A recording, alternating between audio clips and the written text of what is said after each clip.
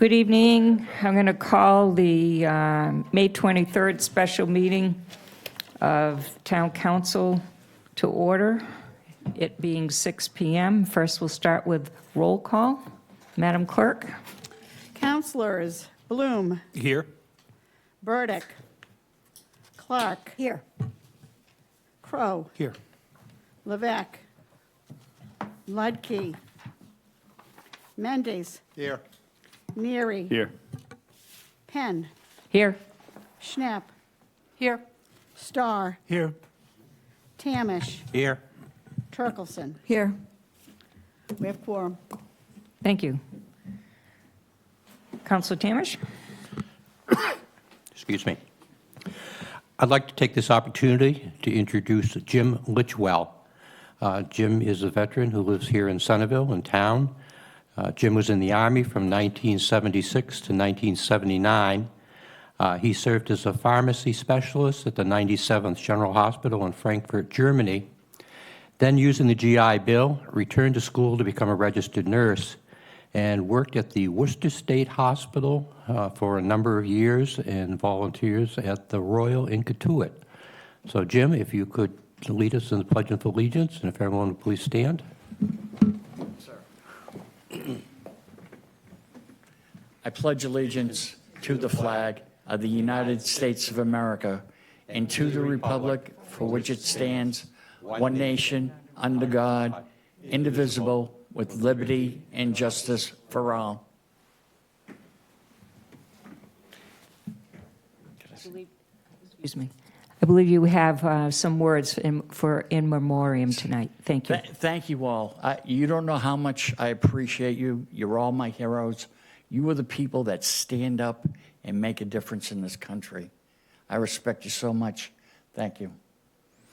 I'd like, during the moment of silence, I would like you to remember, I just met his father tonight, Michael Flanagan. Gage Michael Flanagan, he died October 2nd, 2021, suddenly. He was serving active duty in the Army, in the Navy, in Point Loma, California.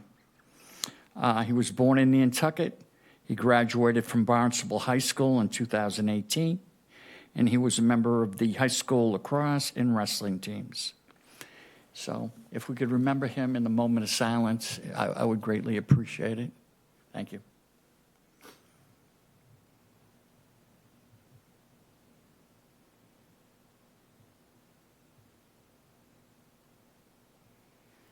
Thank you.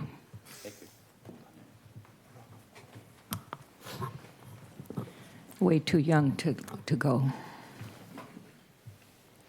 Okay.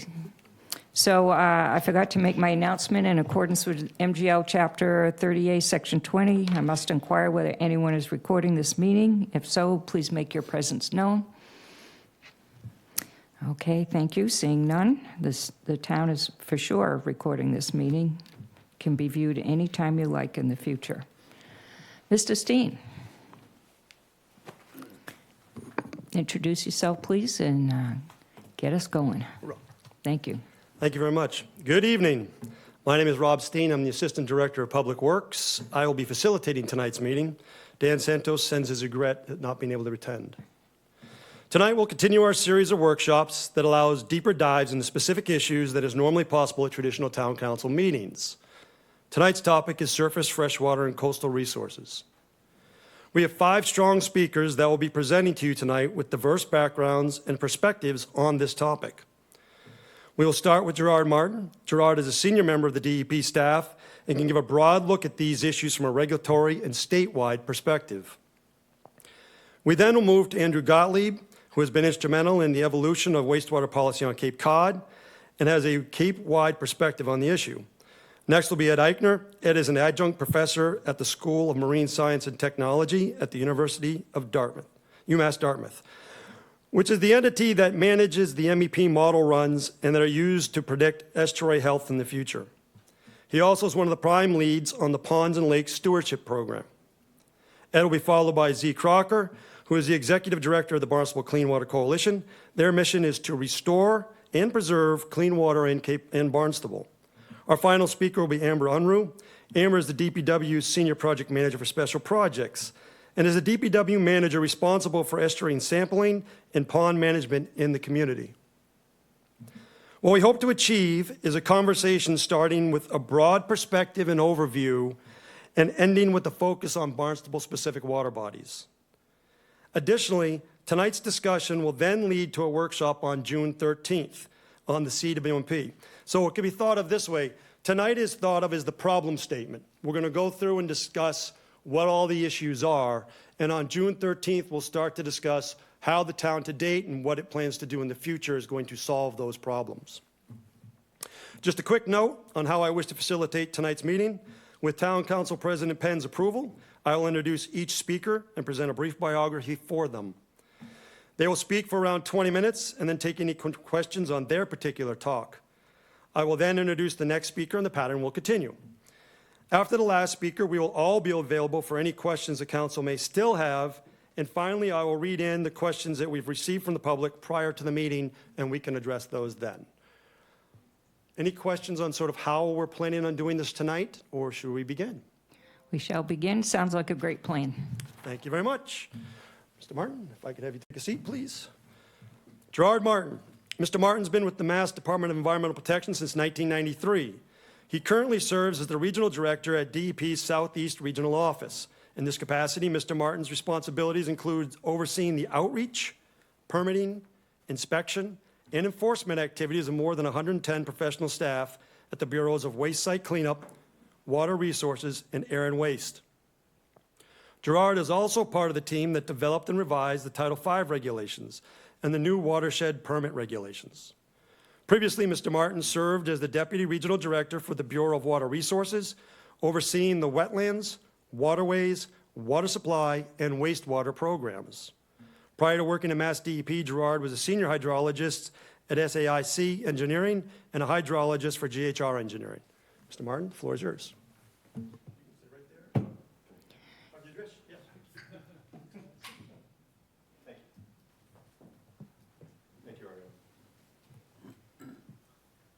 Is the green light on the mic? Just make sure that's still on.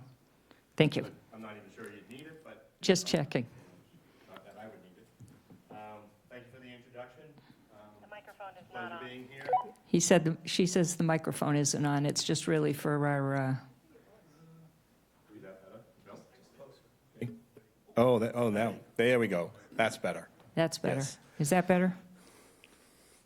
Do I have to point this at the computer? All right, so tonight I was going to talk about the Title V and primarily watershed permitting regulations and that we implemented this past July. And why did we do that? What's the problem that we're working with? A bunch of you probably already know that, but the nitrogen getting into the estuaries around the Cape is really damaging them. Okay, the nitrogen discharge to the estuaries results in eutrophication, which causes growth of nuisance plants and algae, depleting the oxygen in the water, forcing out finfish, shellfish, and indigenous plant species. The water bodies impacted by nitrogen are visually displeasing, emit unpleasant odors, and are unable to support uses that estuaries have historically offered. Not addressing it is likely to harm the Cape's economy through decline in fishing, shell fishing, tourism, and property values. So it's not just an environmental issue, it's an economic issue as well. So actually, the summer of '22, we were working on the regulations, and we did something a little different than we normally do when we roll out regulations. We knew these were big, and there was a lot to them. So we actually rolled them out by going and meeting with all the towns that the regulations would impact before we rolled out the draft regulations, to explain what we were thinking and solicit input as we were writing the regulations. I think in we call it the Summer of Fun, the summer of '22, I think we did over 40 meetings with municipalities and other stakeholder groups, like the Cape Cod Commission and folks like that. And it was quite a bit of work. That's 40 meetings in 3 months' time to roll these out. We solicited the input. One of the things we did do is kind of backed off on where we're going to implement these regulations initially. Initially, we were looking for the Cape, the islands, and the South Coast. And we backed off the islands and the South Coast and focusing on the Cape because the problems there are a little worse than the other locations. And figured we'd get them going on the Cape and see how they work so we can move forward. And part of the development of these regulations is we came up with nitrogen-sensitive areas for impact to estuaries.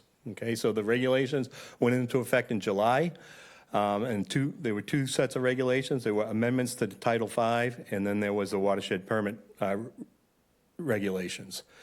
And part of that was identifying these natural resource area nitrogen-sensitive areas. And those were based on an EPA-approved nitrogen total maximum daily load, or TMDL. And that's the amount of nitrogen a water body can take and maintain its health. So it's good to know, if more is getting in there than is good for the estuary. And also, it's a target of where we need to get to start seeing that estuary start to recover. It also had to be subject to the 2015 Cape Cod Commission 208 plan, and that's how we got to focus on the Cape towns, because they already had that in place. The islands, the South Coast, does not have something like that involved. And if you see here, you can see in green the watersheds that are impacted by the new regulations. And the little square is actually the focus of the next slide, which is obviously Barnstable. Okay, so in Barnstable, there's several watersheds. 4 of them, Lewis Bay, Centerville, 3 bays, and Pompanesett Bay, all have TMDLs, which means there is a nitrogen problem, a known measurable nitrogen problem in those watersheds. The other ones, Rushy Marsh, Halls Creek, and Barnstable Harbor, do not have TMDLs yet, but the town is moving forward, looking at what can be done on those to protect them in the future. This slide here also shows what the target nitrogen level would be at sentinel stations and surface water bodies to know where we need to get to start seeing these estuaries recovering.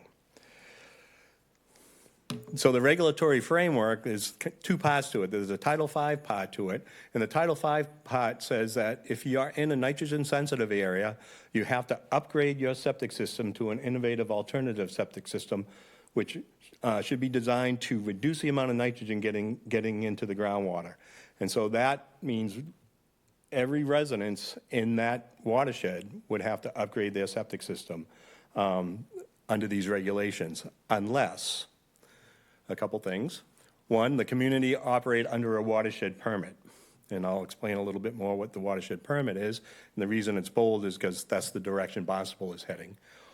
Or the town files a de minimis nitrogen load exemption. And a de minimis load would be a watershed that maybe runs through Barnstable, and then a little bit of it gets into Sandwich. But it's less than 3%, contributing less than 3% of the nitrogen. If they can show us that that's the case, then they're in good shape too. They don't have to upgrade their septic systems.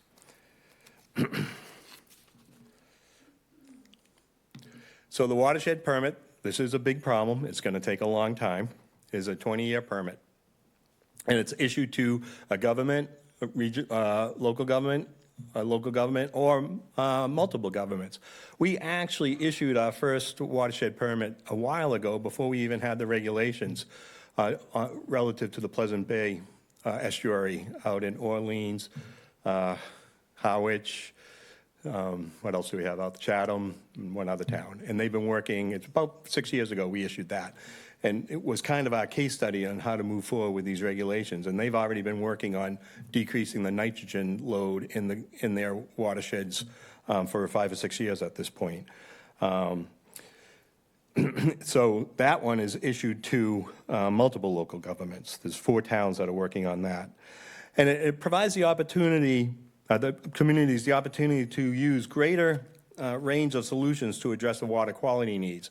Probably one of the best is sewering areas, because sewering, kind of takes the impacted groundwater from getting into the impacted effluent from what septic system getting into the groundwater, treats it really well, much better than septic systems really don't treat it. The IAs systems reduce nitrogen a little bit, but the regular septic systems don't. So it's actually treating the nitrogen really well. So that's one of the best approaches probably to get to fix this problem. But there's others that folks have been using. Sometimes agriculture may remove some, like oysters can actually uptake nitrogen. You know, there's issues with that. You know, how permanent are oysters? You get a good storm, and maybe we lose them. Opening bays. You know, a lot of these bays have roads going across the opening, and it kind of closed up the opening a little bit, so you don't get the flushing of the estuary or the bay as much as we did in the past. And without that flushing, the nitrogen concentrations are going to build up as well. Or permeable reactive barriers, where you actually put something in the groundwater flows through it, and it removes the nitrogen, or it breaks down the nitrogen as it migrates through it. Some of the things they use is like vegetable oil and whatnot, and then you can monitor that and see how that's doing. So under the watershed permit, you can use a lot of these different alternatives to try to address your nitrogen issue. And the watershed permit itself is based on a town-approved watershed management plan, okay, which is a fairly involved document. It includes a lot of different information. Probably the most important is the nitrogen load, the projected loads, the necessary nitrogen load reductions, what kind of conventional and alternative technologies that you might be looking at to try to reduce those nitrogen loads, an implementation schedule, a reduction strategy, actions and schedule for the actions again, a backup plan if alternatives that you put into place don't seem to be working right. What's your fallback? What's your plan B, in a sense? So we look at that. It's a 20-year permit when you get the permit, and we're looking in the watershed management plan for like implementation in 5-year chunks to see how you're doing and that you're moving in the right direction. So they're very involved reports that help us walk through this situation. So Barnstable applied for a watershed permit. They're the second one, but the first town to apply for a permit since the regulations went into effect. The watershed permit application was submitted on September 1st, so you're probably saying, oh, where is it? Right? Well, it's the first one. It's going to take us some time to get through it and make sure we're doing it okay before we start getting all those other ones. So we have completed our administrative completeness review, and it is administratively complete, and we're in the middle of our technical review, which is ongoing right now, and we hope to issue it at some point. But being the first one, it has a lot of eyes on it when we go to issue it. It doesn't mean you have to wait till we get you the permit to do the work. You've already started doing a lot of this work. In some cases, I should have mentioned sooner, another thing you can do is file a notice of intent that you're going to file a watershed permit, and a lot of the other towns have already done that. So of the towns on the Cape, I think 11 of the 14 have either applied for a watershed permit or submitted a notice of intent indicating that they are going to apply for a watershed permit, which is great because that's how we're going to address this issue. The department will issue the watershed permit if the watershed management plan provides the necessary nitrogen load reductions, includes that adaptive management framework, has those Plan Bs built into it, includes the schedule, and has water quality monitoring. So let's put together a monitoring plan so we can determine whether or not what you're doing is being effective. Okay? It identifies other permits incorporated by reference. If you have a groundwater discharge permit for your wastewater treatment facility, that's tied to the watershed permit by reference. And there is some flexibility in doing this. Again, one of the things that we've been doing a lot of with these towns is we've been providing a lot of technical assistance meetings to the different towns to help them get through this issue. We meet with Barnstable actually on a monthly basis on some issues. We meet with a couple of other towns every 2 weeks to kind of go over, you know, probably the biggest issue is when you put in a wastewater treatment plant is what do we do with all that water? Okay, we're talking 2-3 million gallons of water when these plants are completely built out, and that's a lot of water to try to put back into the ground. And from a permitting point of view, it's hard to discharge that water into the ocean. And also from a hydrogeo point of view, if you're pumping 3 million gallons out of your town and discharging it into the water, what's going to happen to the ponds? You're not recharging the aquifer. So it's striking this really difficult balance. And in some cases, you discharge treated water into the ground, you get mounding. If you have mounding near wetlands, it makes it more of a wetlands and maybe actually starts to alter the wetlands. But we're trying to be a little flexible in working with the towns as well. Before, when we issued a groundwater discharge permit, we had a rule of thumb. It's not a regulation, it's not in any of our guidance, but if you had mounding greater than 0.1 feet at a resource, at a wetlands, okay, 0.1 feet, just over an inch, you couldn't do it. So now we've kind of said, we've got a lot of water we have to get rid of. That 0.1 rule, let's keep it, but if you're at 0.1 or below, it's kind of presumptively approved. Go and do it. If you need to go above that, then we'll start to work with you and look at what is the impact going to be to that wetlands from the amount of water you're putting in. And so we're starting to work with towns on trying to figure that out. And so a lot of towns are actually getting wetland scientists involved in their wastewater issues so that we can look at that. The towns obviously can use their existing comprehensive and targeted watershed management plans, which is what Barnstable did. And they can also present data for acknowledgement of ongoing projects that they had in place before the regulations went into effect. So things you're already doing, we can count towards your nitrogen reduction. And towns can choose to use one permit to cover multiple watersheds. And Barnstable did that as well. You actually applied the one watershed permit for all your watersheds, even the ones that don't have a TMDL. So you've got one comprehensive watershed permit application in with us, which is another reason why it's taking a while for us to look at it. And you can also address pollutants other than nitrogen. So funding is also a big issue, and unfortunately, we don't have a lot of money to give away. We do have our SRF program, the State Revolving Fund, which has low or no interest loans, and in some instances, there could be some forgiveness. And most of these towns, including Barnstable, have utilized the SRF. And so here's, on the last slide is our contact information. So as was mentioned, I'm the regional director, so I'm kind of the big picture stuff. But we have this issue is so consuming that we've actually set up a separate wastewater section just for the Cape. Okay, so, and the islands. But the islands aren't in the same place you guys are yet. So it's the Cape and Island Wastewater Management Program, and these are all the folks that are on that. This is a slightly outdated. Just last Monday, Drew Osei is now the second chief of that section, so he's kind of your point guy, or you can also contact me if you have any questions and whatnot. We're always willing to work with towns to sit down and meet with you and try to figure out what we need to do to fix this problem.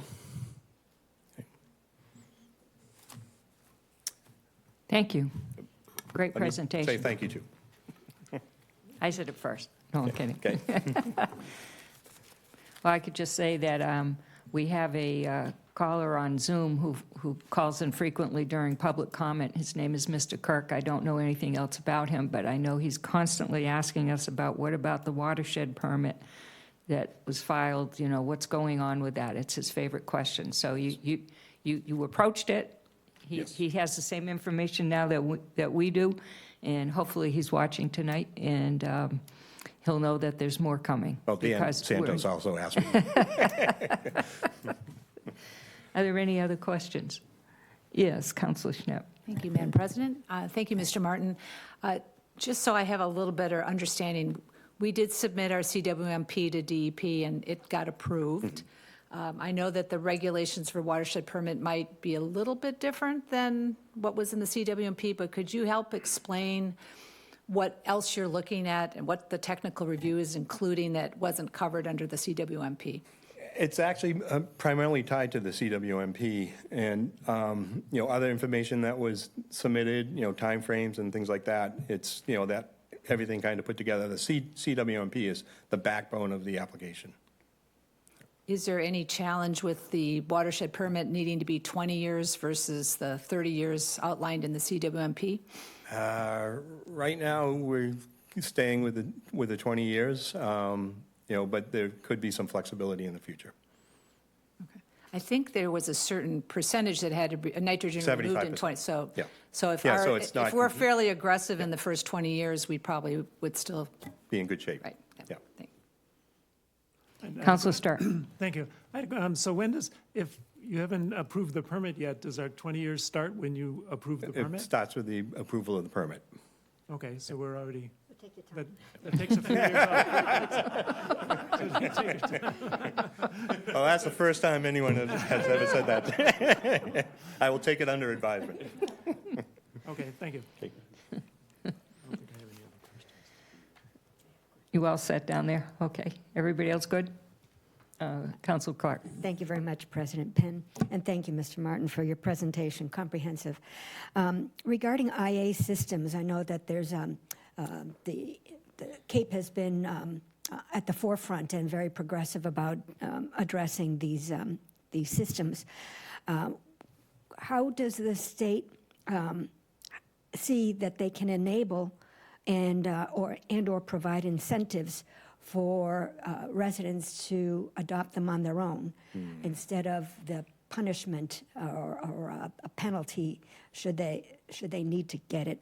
And also, what was addressed in some prior workshops was the demand for contractors to actually do the job, and that would be a factor with the timing. Thank you. It is, and it's a fact that we're looking at. We're actually putting together a list of, we've come up with a new acronym, BANIT, Best Available Nitrogen Reducing Technologies for Septic Systems. And as part of this whole regulation package, we're going to put together a list, for residents so they know what contractors to go that we think are appropriate systems. It's still under evaluation. Our goal is to have that list posted on our website mid-June because we actually have a deadline in July for new construction. If you haven't filed a notice of intent or filed a watershed permit, if you're in a nitrogen-sensitive area, new construction needs to start using those systems. So right now, it's less of a problem than we thought it was going to be because 11 of the 14 communities have filed either the notice of intent or the watershed management plan. And right now, we don't have funding available to assist residents with that, so it's a very tough issue. But we will come up with a list of what we think are appropriate technologies, and we take into consideration in that review, contractors, what's involved in installing them and things like that. Thank you. Council Starr? Thank you. So are there any IA systems that are approved by DEP at the moment? That would count again, that would count toward the CWMP, toward our TMD? We're in the process of finalizing that, and I can't really speak to it because it's Okay. still kind of a moving target. If you could speed that up, that would be wonderful. Well, we have to because the deadline to install them on new construction is July 7th, 24. I know, but And- requiring 50 systems Yep. for 3 years and testing is, it's, I would say, probably onerous to the small business people trying to get these systems through. I also wish that DEP would jump in and buy all the technology so it would be non-proprietary like Title V. Anybody could design one, but that's not going to happen. Is there any other town that's doing 11,000, 12,000 hookups in their sewer systems? There are a lot of towns, well, Barnstable, obviously, you- a rather large town. Yeah. But there are a lot of other towns are looking at, the town of Yarmouth, I'm not sure ultimately, but when they get full build-out, they're in the 3.5 million gallon range. So, Okay, in terms, Yeah. in terms of putting water back in the ground, okay. so that's a lot of hookups. So if our Board of Health said, from now on, we want, today, and said we want IA systems, you can't replace the Title V system within 300 feet of open water, say, Okay. would that help us with our watershed permit? If we started to change those over now, I mean, we can say maybe 10 milligrams or something or less, or, I don't, Am I getting, Certainly, it's better than what's coming out of septic systems now, and it depends on the open water. Nitrogen's not that big of an issue to freshwater bodies, it's more the phosphorus, so it wouldn't help in those instances, but ultimately, a lot of the surface water bodies do flow into the estuaries. So reduction of nitrogen into the environment is always helpful. okay. I also noticed there's nothing on the north side of toward Cape Cod Bay. Of the, No, there, in the, a lot of those cases, like Barnstable Harbor, the TMDL hasn't been done. I think it was identified that the southern part were more impacted. okay, The TMDLs are being worked on some of these other ones, or TMDLs have been done and determined, the MEP report has been done and determined not to need it, have a TMDL. So okay. it's a little So maybe variable. so maybe we could clarify, has that been And done? I think he'll answer a lot of those questions. Okay, that's that question, okay. Because we have a section on the north side that's in our CWMP, in the phase 2 in the 20-year plan. So maybe, I'm not sure whether that still is on the Well, Barnstable table. Harbor, That's a me thing. yeah. Let Gerard finish. Okay, sorry. I'm done. And you're planning on sewering the Yeah, Barnstable well- Harbor one, yeah. So, yeah, he can talk. Okay, thank you. Okay, I was kind of the big picture on the Oh, regs. yes, your big Okay. picture, sorry. I'm in the weeds. Any other questions? No? Thank you. No? That's great. Well done, thank you. Thank you. Thank you.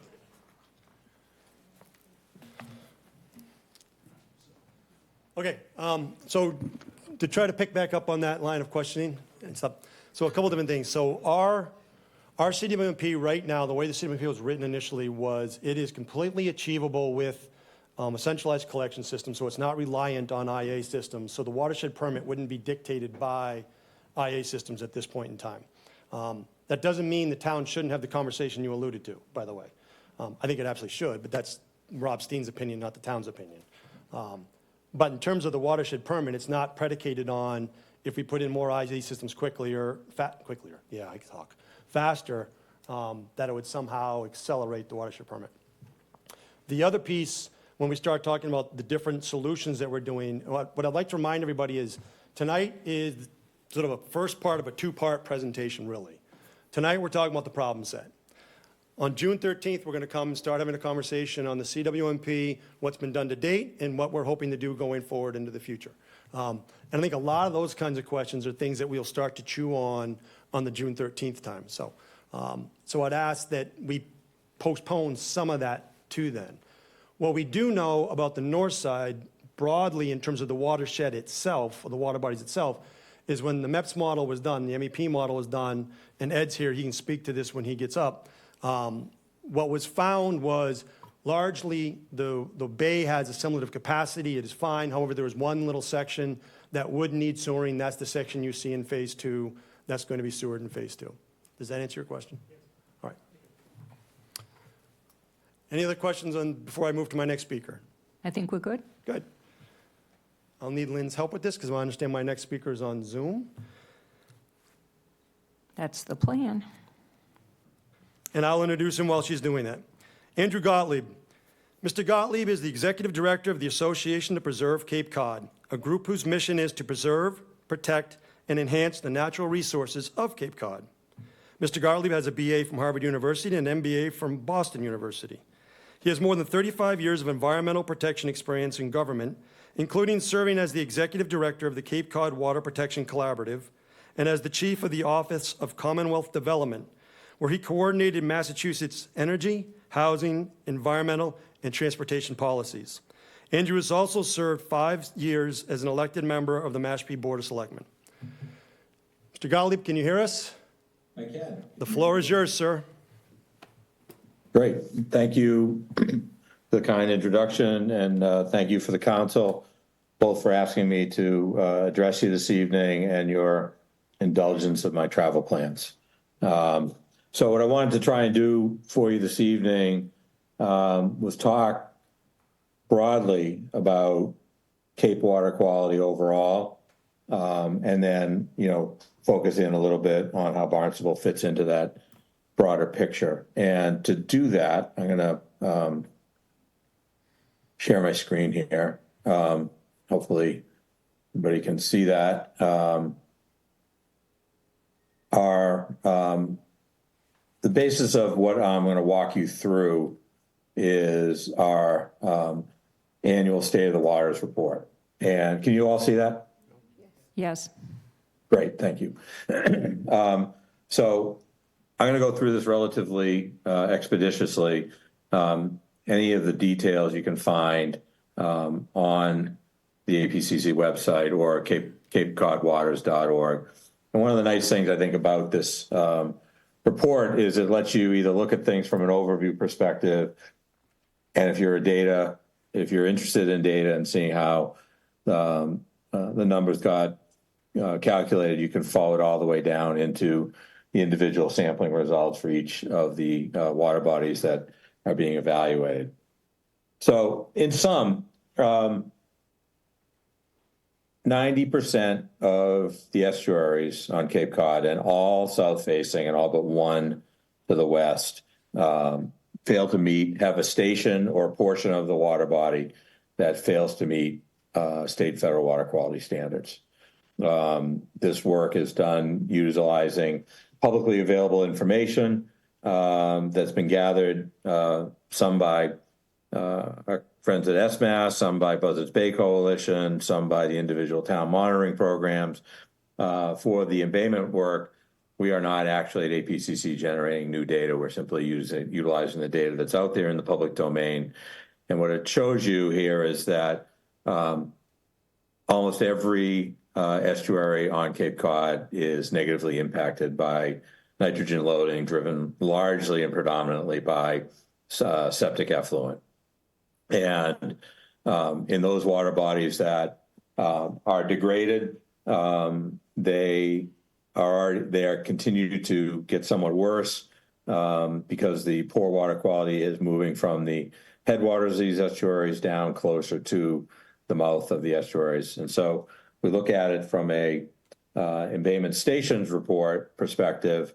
What you see here is that the remaining high quality waters, as a general rule, tend to be concentrated right near the opening where there's exchange from the relatively lower nutrient level waters of Nantucket Sound, Cape Cod Bay, Buzzards Bay, and the open ocean facing east.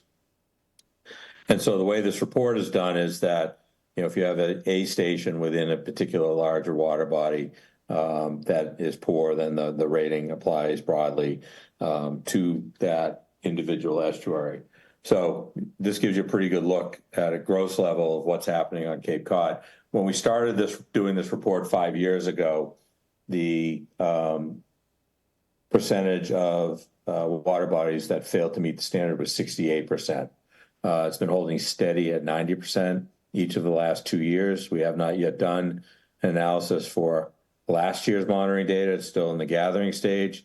But frankly, there's not a lot of reason to think that it's gotten much better any place, and there aren't many places to get worse. The reason it hasn't gotten better is that, with some exceptions, parts of Barnstable certainly being some of them, the investments that towns have made in infrastructure in the last several years either are not yet intercepting and sending septic waste that would otherwise go to the groundwater to a treatment facility where the nutrient load could be reduced. But even in the instances where that's happened, there's residual nitrogen remaining in groundwater that has to work its way through the system and will continue to cause elevated levels of degraded water quality as a result for some period of time. And it creates an interesting challenge for decision makers such as yourself who are making major investments to convey to the public that, there's a time lag element here, not unlike that which was in effect as we were degrading the waters. It took a long time to get to this point. You don't snap your fingers and make it better all of a sudden. So just to zoom into Barnstable for the sake of clarity, because I know while you're all interested in what's happening everywhere, what's happening in your community is a primary concern in this conversation. And it just gives you a sense of your embayment areas, where there are the monitoring stations and where the poor water quality exists. And I think what this really shows, again, down on the southern side, is that it's not much good quality water down this system, but where it is, the opening, Papaneset Bay, which is shared with Mashpee, has none. And then, you have very limited over in this side. But Barnstable Harbor in much better shape. The degradation tends to occur up in the far upper reaches, which is a little bit of a canary in the coal mine. That's how this happens with the inputs of loadings coming from the groundwater in the areas most readily impacted being those which are subject to the least amount of tidal exchange as a starting point. For the ponds, we have much less data in that the freshwater ponds have been monitored less robustly. There's fewer ponds being monitored, and the data set tends to be not quite as deep. We do have on the marine side, the benefit through the SMAS, DEP, Mass Estuaries Project, years and years worth of data sets upon which a lot of these analyses have been made and the predictions have been made. That level of data is unavailable in the freshwater world. So just as a matter of perspective, there are about 800, according to Cape Cod Commission, about 890 freshwater ponds greater than 10 acres on Cape Cod. This report reflects water quality data from about 150 of them that met the data standard that we set, which was at least 3 years of data and no older, the oldest of which could not be earlier than 2017. So we didn't want to be using 2010, 2000 data to tell you what your pond looked like now, because obviously things have changed a lot. And there's two criteria that have been used to apply to determine pass-fail. One is an overall trophic index, overall health of the pond. And there are 30 some odd ponds that had enough data to be evaluated on that basis. The remaining ponds were evaluated and scored on determination of whether there had been a cyanobacteria bloom of sufficient concern that the local health agent had issued a use restriction. And that is the more dominant feature in this data. For Barnstable, it's a little bit closer look at the ponds in 2023. And as I said, about 40% in a given year exhibit poor water quality. It's not the same, unlike the estuaries where it's pretty stable. And those that are bad. And they don't pop from good to bad or bad to good on an annual basis. A lot of the ponds do. And we're seeing about 60% of the ponds that we evaluate a year-over-year basis being kind of on the edge. And whether or not they tip over from good to bad in a particular year tends to be a function of a variety of factors, not all of which we fully understand. But one of the thoughts is that the precipitation levels that we're seeing in these large, intense, short duration but heavy volume rainstorms are having the effect of washing a lot of nutrient load, especially on manicured areas, pond shore adjacent, that can provide a jolt of food to these cyanobacteria colonies that exist in the ponds, and with the right other conditions being present, cause them to tip over and have a bloom. There are undoubtedly other factors at play, and I think as you heard Rob mention earlier, or I think it was Gerard, I'm sorry, that, in the freshwater systems, unlike the marine, where nitrogen is a dominant nutrient, the thing that tends to drive a lot of what's happening in the freshwater systems is phosphorus, especially around the cyanobacteria, aided and abetted by a combination of excess nitrogen, but that the phosphorus moves differently in the systems. And so we're dealing with, different migration pattern for phosphorus that we're still gaining understanding of. And we're also dealing with the fact that a lot of our freshwater ponds have a nutrient load embedded in the sediments that, under the right conditions, poor oxygenation can result in the phosphorus load being released from the sediments and returning back up into the water column and feeding successive blooms. So we have the management challenge of trying to figure out and understand what's happening in each of these ponds, how much is driven by load coming in from the outside, septic systems, fertilizer, stormwater, and how much is coming up in addition to or in combination with that external load from release from the sediments to cause problems in the pond. And depending on what the dominant source is and the relationship of those two sources to one another, the management strategies that one would employ might be different. in order to try and return those systems to better water quality. The thing that is undeniably true, I think, in all instances, is that whatever efforts one can make to reduce the nutrient loading into these freshwater systems is good for the ponds. You could perhaps eliminate external loading from one pond watershed and still have a problem driven by the recycling of nutrients from that bottom sediment, but that does not argue against the value of reducing the load that's coming in from the external watershed, simply because it, even if you're controlling what's happening in the water body, if you're adding more, you're continually in a remedial position and you want to try and get ahead of that problem.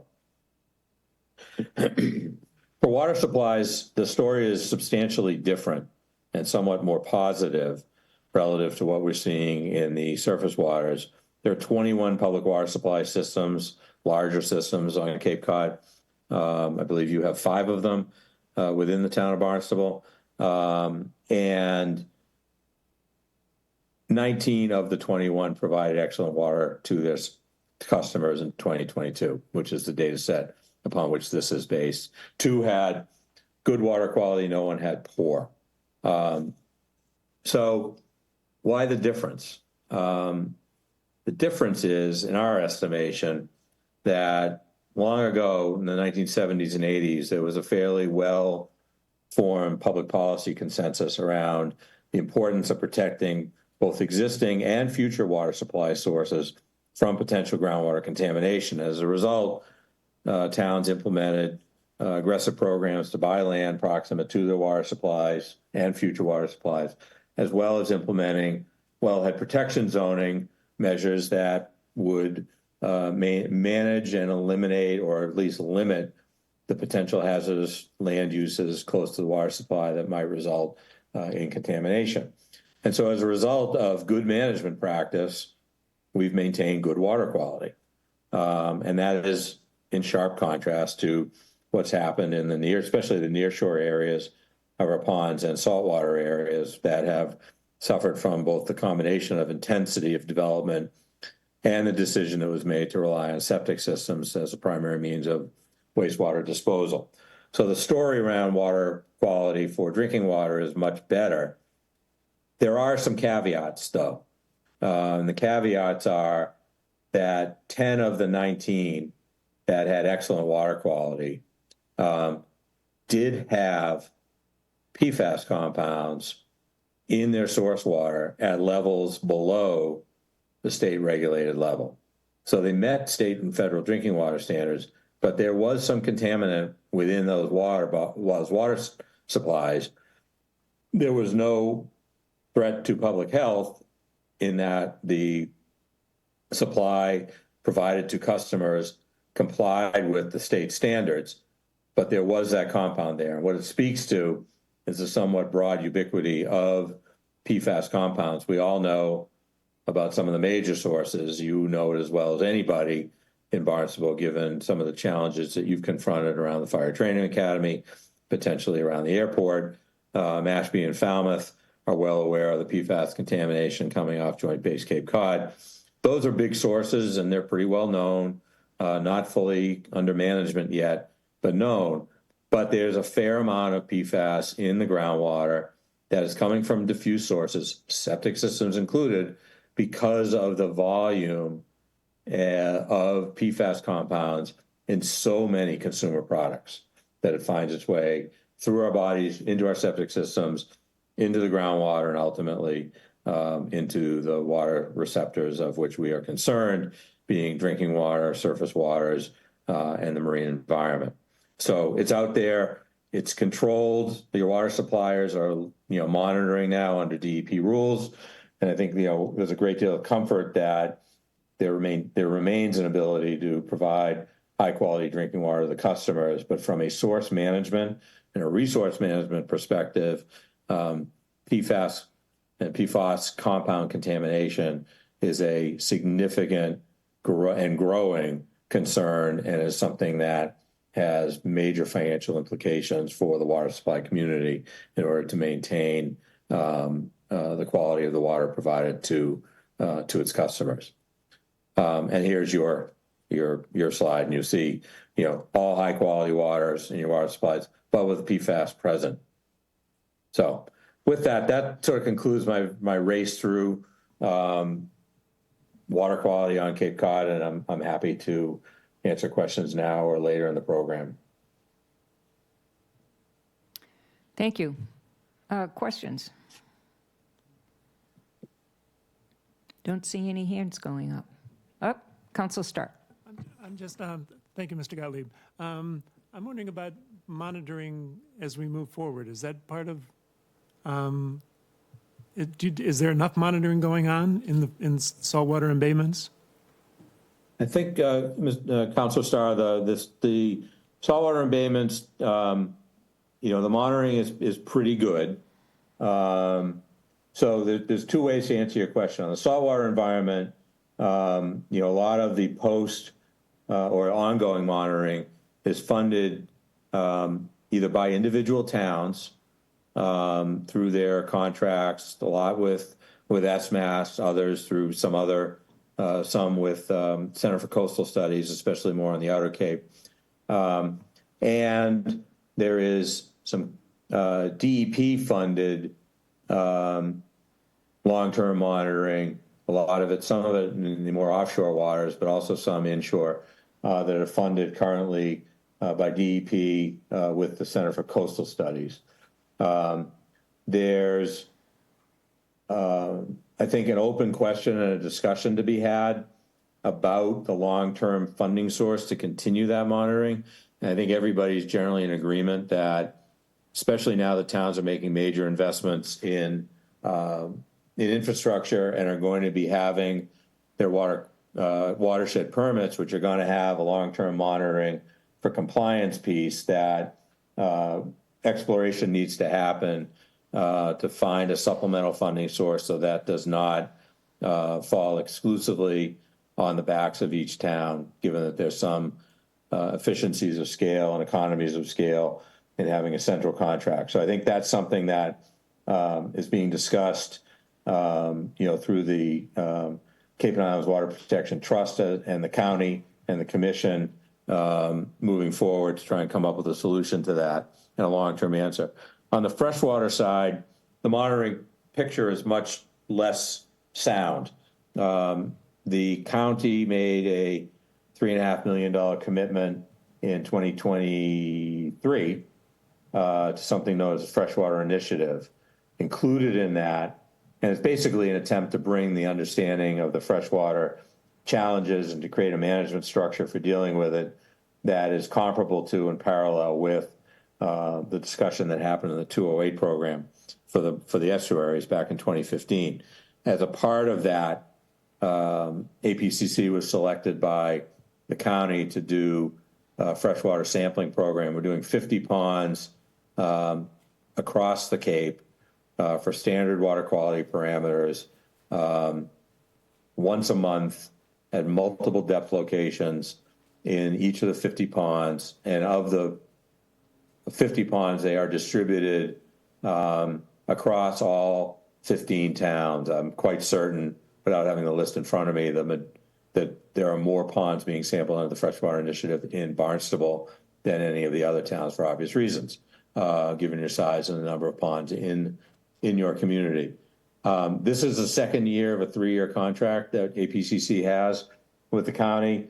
And just like with the estuarine monitoring, this year, I think probably towards the middle to end of the year, there's going to need to be the commencement of a conversation about how and if the county is going to continue investing in the freshwater monitoring program for baseline parameters. And I'm hopeful, obviously, that a solution will be arrived at that will allow for continuation of the work that we started, whether it's APCC doing the work or someone else. And then, in fact, not only can it be continued, but it can be expanded to cover more of the 890 ponds that are out there. Thank you. Thank you. Councilor Turkelson. Thank you, Mr. Gottlieb, for your presentation. So in the freshwater pond arena then, is it true? I mean, there's obviously the play of nitrogen and phosphorus, but I think what you're saying is that even if we sewered around ponds, that wouldn't fix the phosphorus problem, correct?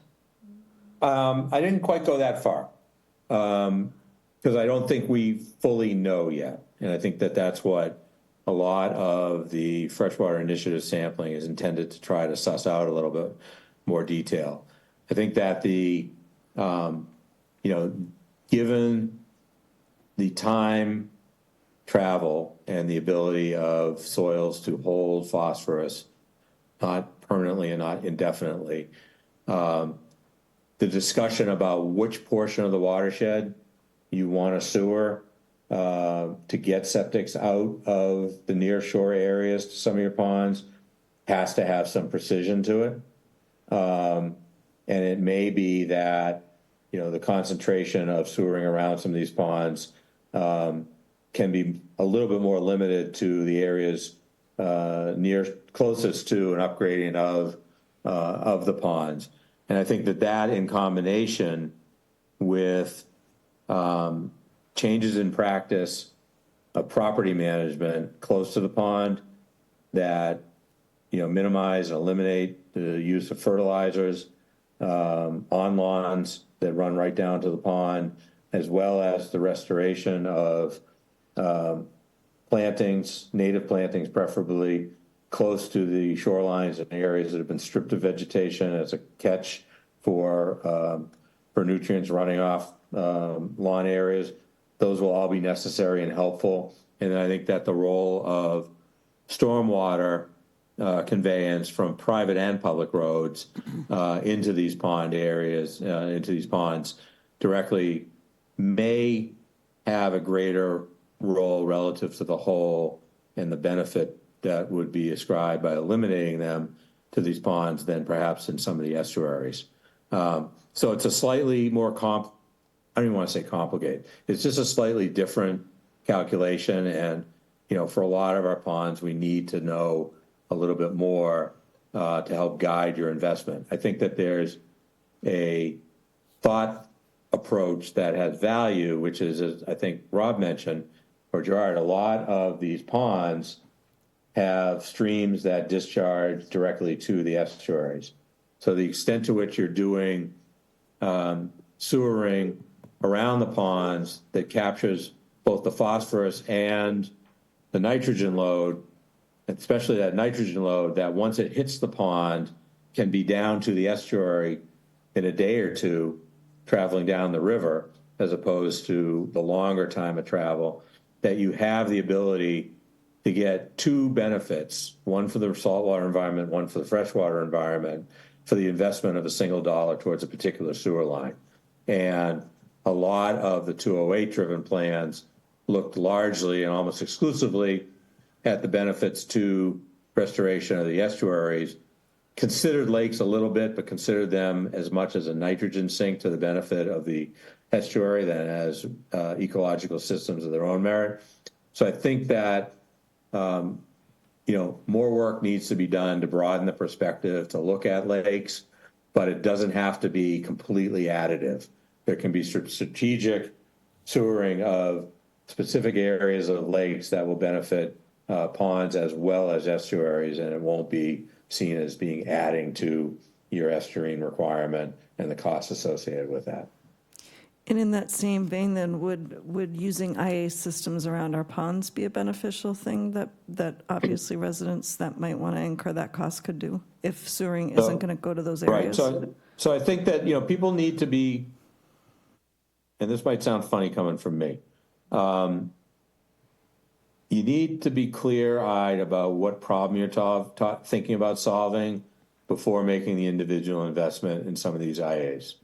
And by that, I mean, while the technology and innovation around nitrogen-reducing systems has come pretty far, pretty fast in the recent years, to be pretty encouraging for some of these systems, the phosphorus-reducing systems lag behind.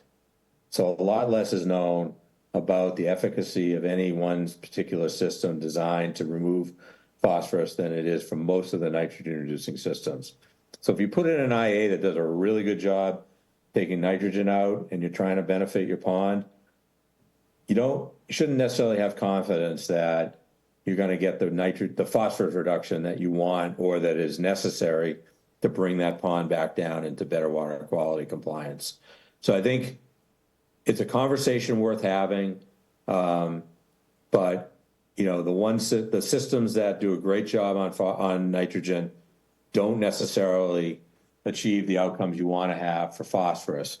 So by all means, in the areas that are priority for nitrogen reduction, supplementing your centralized collection and treatment system expansion with IAs certainly shows great promise.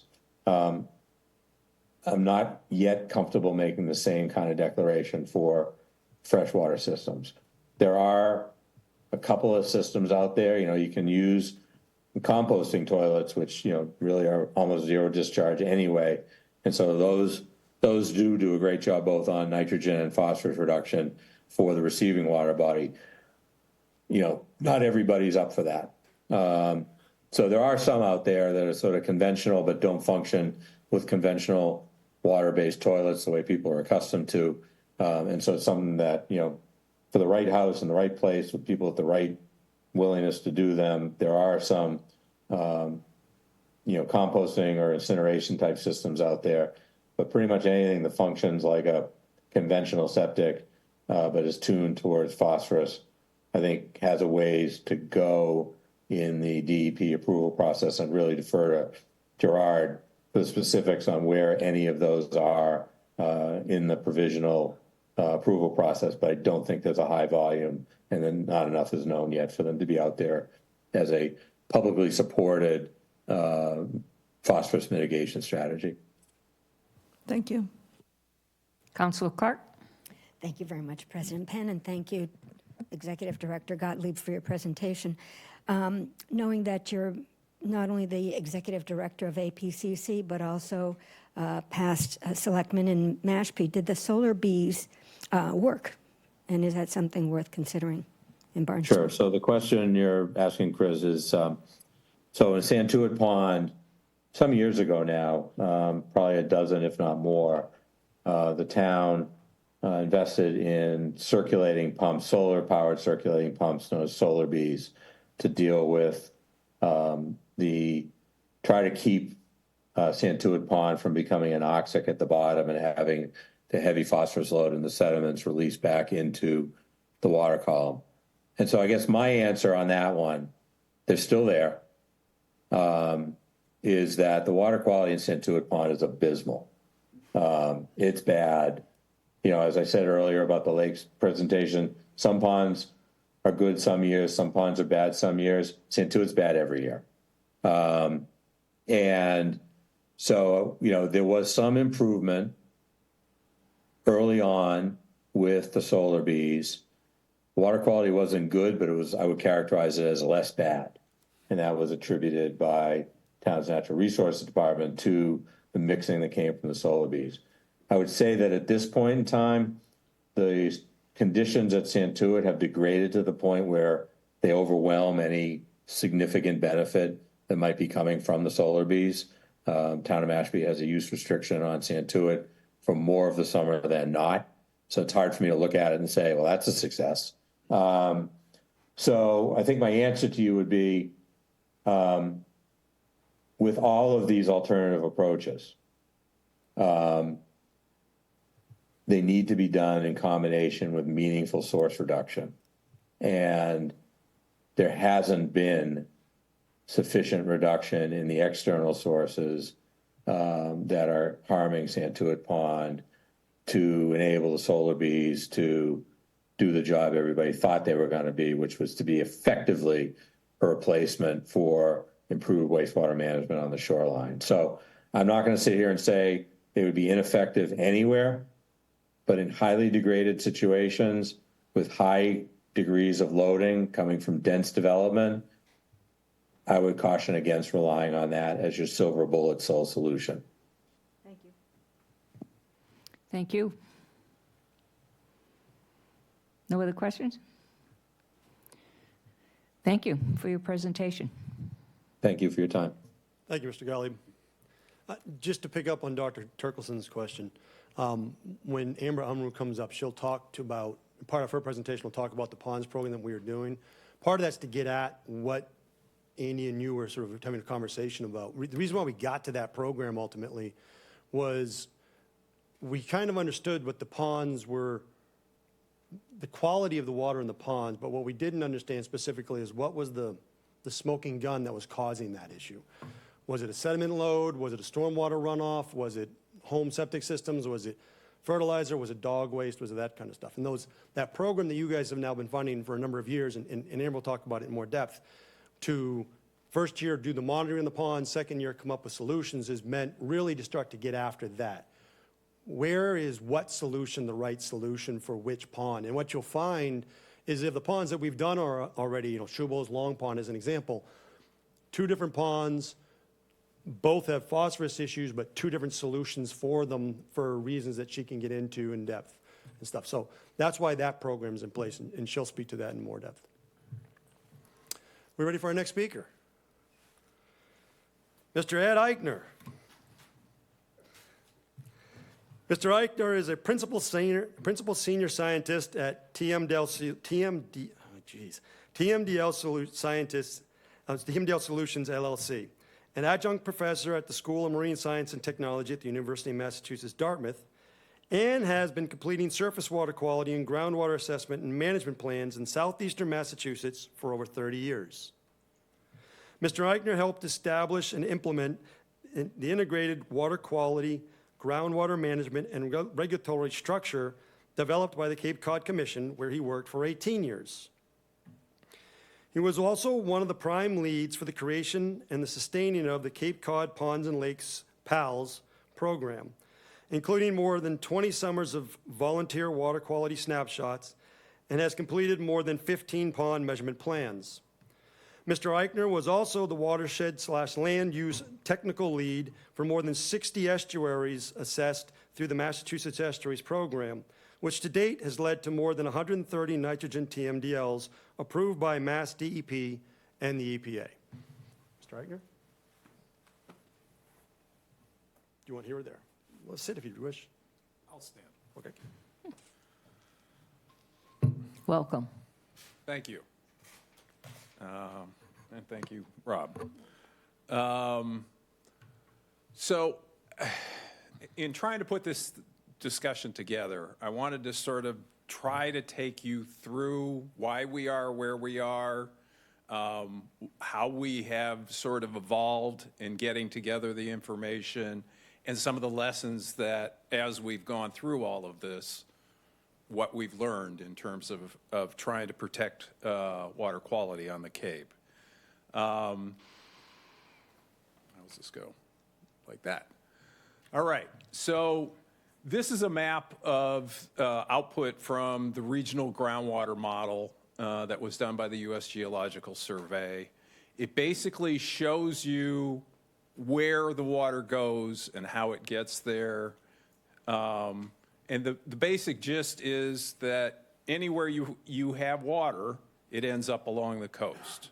It may go through a number of different things, different resources before it gets to the coast.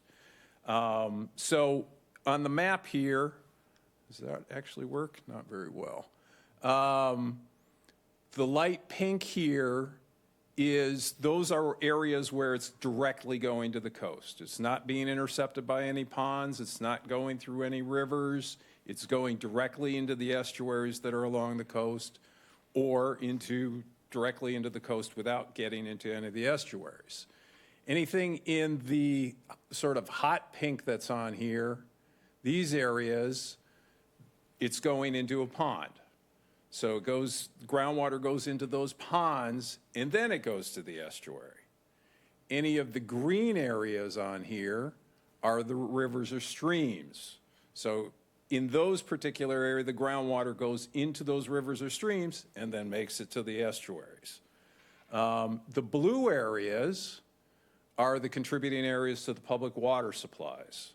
So in those areas, the wells are sucking up the groundwater, putting it in a distribution system, go into the houses, you add whatever you add in your kitchen or in your bathroom, and then it gets put through the septic system and it ends up back out, heading off to the estuaries.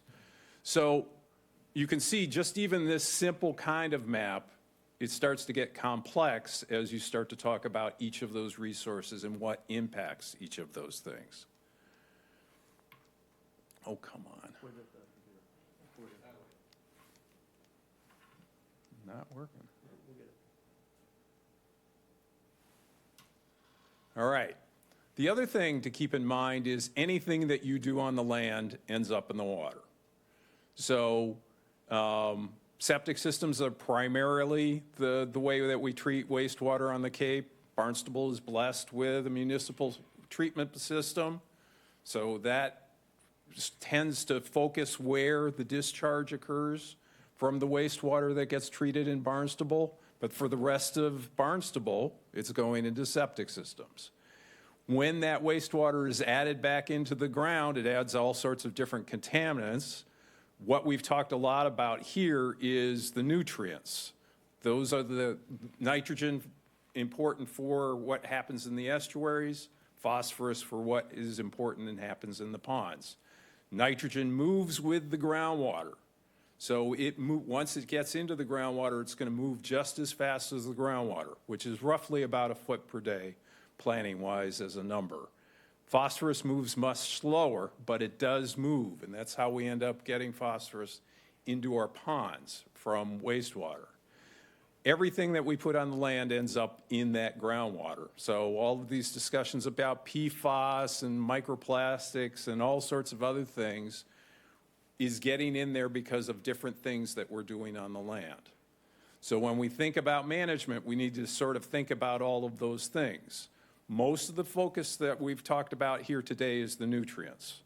And that is getting to the point where we are right now is really important. I just wanted to throw up a couple of ugly pictures just to give you a sense of, what we're talking about. The top picture here is Waquoit Bay, probably about a decade or so ago. Macroalgae lifting off the bottom, gathering up in the northern area. This was actually, the bottom picture is Pilgrim Lake in Orleans. This was last summer. So that's a cyanobacteria bloom that happened. How we ended up where we ended up is the result of decisions that have been made in the past. Andrew Gottlieb was talking about some of these things. Back in 1978, there was the original 208 plan. It was a requirement under the Clean Water Act to come up with this management plan. The big take home from that plan was we want to rely on septic systems. We want to limit sewering. The net result of that was we distributed out all of the development, sprawled it out all over the Cape because we wanted to make sure that we protected the drinking water, and the best way to do that was to distribute the nitrogen out, not have a high density of it. The other things that came out of the 208 was, aside from that real focus on drinking water, was that CCPETSI, the Cape Cod Planning and Economic Development Commission, which was the forerunner of the Cape Cod Commission, was responsible for regional planning and monitoring. And there was a requirement in there to actually monitor the ponds, the lakes, and the estuaries. No real action took place on that. And it didn't take place for a number of years. So this was a decision at that point, and we're sort of living with some of those decisions that were made in the past. We're in this sort of structure in terms of dealing with who has responsibilities and who has regulatory authorities when we talk about this management. We have the town governments, which are ultimately responsible for a lot of things, including the implementation of Title V. We have the state government, which has to implement the federal laws, the Safe Drinking Water Act, the Clean Water Act, and then thrown into the mix of this was the Cape Cod Commission in 1990. And that act actually had the requirements of the 208 plan. The commission was supposed to be responsible for all of those things: drinking water, estuaries, and lakes and ponds. Unfortunately, at the time in 1990, there was little or no information about the ponds or the estuaries. There were 5 assessments that had been done Cape-wide on individual ponds at that time. And some of those came to the very wrong conclusions about Cape Cod ponds. There was applications of off-Cape solutions for Cape Cod ponds. Things like, oh, the pH, one of the things when I first came to the Cape was, oh, the ponds on the Cape are dead. They don't have any life in them. They've got low pH. They're dead. The solution in some of the cases was to add limestone to try to raise the pH because they thought the pH was too low. That lasted, adding limestone did raise the pH. It lasted for about a year, and then it was done. It was back to the low pH environment. Same sort of situation exists for the estuaries. What kind of water quality standards do we need? What sort of targets do we need? We didn't even know the watersheds at that point. And so the questions about what land use you should have, what sort of water quality you should have, none of that was really known at that time. The commission, because of its responsibilities, when I was at the commission, we started to develop baseline estuary information. We started to do watershed delineations. We're trying to figure out protective standards. We actually had what we called the nitrogen summits, where we gathered together scientists to talk about what do we need to do to figure out how to do things. This was laying a lot of the base work that turned into the MEP. Same people having these discussions turned out to be the technical leads on the MEP. 2000, the year 2000 was sort of a, forgive the pun, a watershed year for starting to deal with surface waters. We had the Estuaries Project, got funding from DEP. The towns were on board, kicking in money. We had technical leads from SMAS, the Commission, USGS, the U.S. Geological Survey. On the pond side of things, we kicked off the PALS program. Considerably less money, but we had a commitment to start to begin to get basic water quality information. So I'm going to talk about each of those a little bit. The key in terms of the Estuaries Project was that we had everybody on board about how to do the assessments and what we were going to do in terms of determining whether there was acceptable water quality or not. That's the QAP that's listed down here at the bottom. The Quality Assurance Project Plan, it's about a 450-page document that needed to be updated every year that listed out how we were going to go about doing this. So we went through, started doing, the USGS was in charge of the watershed delineations. As a result of doing that, using the regional groundwater models, we got watersheds to the estuaries and sub-estuaries. And most importantly, at least from my perspective at the time, was that we got the ponds, some of the pond watersheds done. So we had an integrated, comprehensive, Cape-wide delineation of watersheds. We also then took those watersheds and we started moving into doing watershed modeling. We put together nitrogen loads for each individual parcel within each of those watersheds. And then we looked at all the other factors. Were there treatment plants? Were there golf courses? Was there nitrogen that was being removed by the ponds? Andrew talked a little bit about that. We tried, baseline information was there was a 50% removal of nitrogen. That is a very conservative number. Some of the ponds that we had more detailed studies are 80 or 90% removal of nitrogen. So that's important when you think about, go back to that original map. If it's flowing through a pond and you're removing nitrogen, does it make sense to do some sort of treatment within the watershed to that pond? Probably not. You're not getting that much bang for the buck. as opposed to if you're south of that, down gradient of that pond, you're getting a much greater nitrogen removal. We did tidal flushing studies, getting bathymetry, how the water goes in and out with the tides, so that we have a good idea when we put the nitrogen loads and we put the tides together, does it match what's going on with the nitrogen that is actually measured in the water column? The biggest advantage that we got out of the estuaries project is that we had these ecosystem assessments. We began to get sort of measures of key factors within these ecosystems to be able to say, is this a healthy ecosystem or not? We looked at the animals that lived in the sediments. We looked at the eelgrass. Eelgrass is a sort of a keystone species, very sensitive to nitrogen. If you have too much nitrogen, you will start to lose the eelgrass from the inner portion of a bay towards the mouth.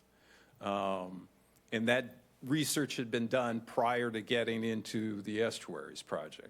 We gathered continuous dissolved oxygen and chlorophyll readings so that we could have a good sense on a 15-minute basis whether and how those things changed. And then we had water quality data. Getting water column data is very important. We developed a lot of volunteer monitoring to feed into the MEP. You needed to have at least 3 years worth of data to get into the queue to have an MEP kind of an assessment done. That was an important thing in terms of creating the monitoring programs and where the monitoring stations, et cetera, et cetera. One of the things that I've had a lot of discussions with folks is, if you have a measurement in the water column, that's an important thing, but it's not the end of the story. You need to know what caused that measurement in the water column. How much of the sediments are contributing? How much is the watershed contributing? In these estuaries, how are the tides flushing things in and out? So we ended up, as a result, the key sort of take-homes out of the estuaries project was we got an idea of the relative sources of nitrogen. These pie diagrams show this largest portion of the pie is wastewater. And this is pretty typical, somewhere generally like 60 to about 90% of the wastewater in most watersheds of the nitrogen load in those watersheds is typically wastewater. Bless you. We got threshold concentrations, so a target concentration that is acceptable to, if you attain that concentration, you will have acceptable conditions in that system. We identified what was called a sentinel station. So if you attained that concentration at that sentinel station, theoretically, you would have good water quality throughout the system. It was a sort of a simplistic way of looking at things. We figured as you went along, you would do more monitoring, assessment, see if the eelgrass comes back and all that sort of thing. The other thing that came out of the MEP was this creation of validated watershed tidal, what we called linked models. So you have something that is validated based on the measurements that were collected. You can use it to forecast what if you change something in this ecosystem, if you change the nitrogen loads in the watershed, if you change the configuration of the inlet, what's going to happen. So those kinds of what if kinds of analysis is you can use these models to sort of evaluate that. And that's what your town has been doing a lot through the DPW, trying to figure that out, wrapping it into the CWMP to see, okay, if we sewer here, if we use IAs there, does this get us to that threshold concentration?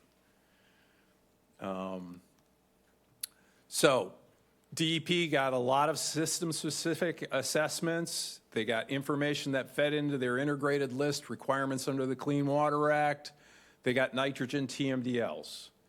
TMDLs are a big deal. At the time that the MEP was started, a little bit more than half of the states were under consent decrees at that time because they had not implemented the provisions of the Clean Water Act that required TMDLs. So DEP, Massachusetts, avoided that going down that path, I think in large part because they started the Estuaries Project. The towns end up, as a result of doing this with the models, to do the what-if kind of testing for their CWMPs. They also, one of the things that we regularly did in the MEP was to do build-out. Figure out what your future might be if you, based on your current zoning, what kind of water quality, how much additional nitrogen are you going to have in that system? Where we have gone, our work in terms of after the MEP, we have helped towns continue to do the monitoring because that's the only way you're going to be able to track, at least simply, what's going on in these systems. At some point, you're probably going to have to do some benthic analysis and looking at eelgrass, et cetera, but water column testing is a good, simple way to go. A lot of towns, including Barnstable, have moved into doing scenarios, testing the what-if kinds of conditions. Some towns have gone forward and done updates. Barnstable did some updates on the land use side of all of the MEP models, and that's the basis for this current CWMP. And then some towns have actually done MEP-style assessments for systems that weren't addressed originally under the MEP. To date, however, no estuary has met their TMDL. There's a number, it gets into this question of where you are in the process.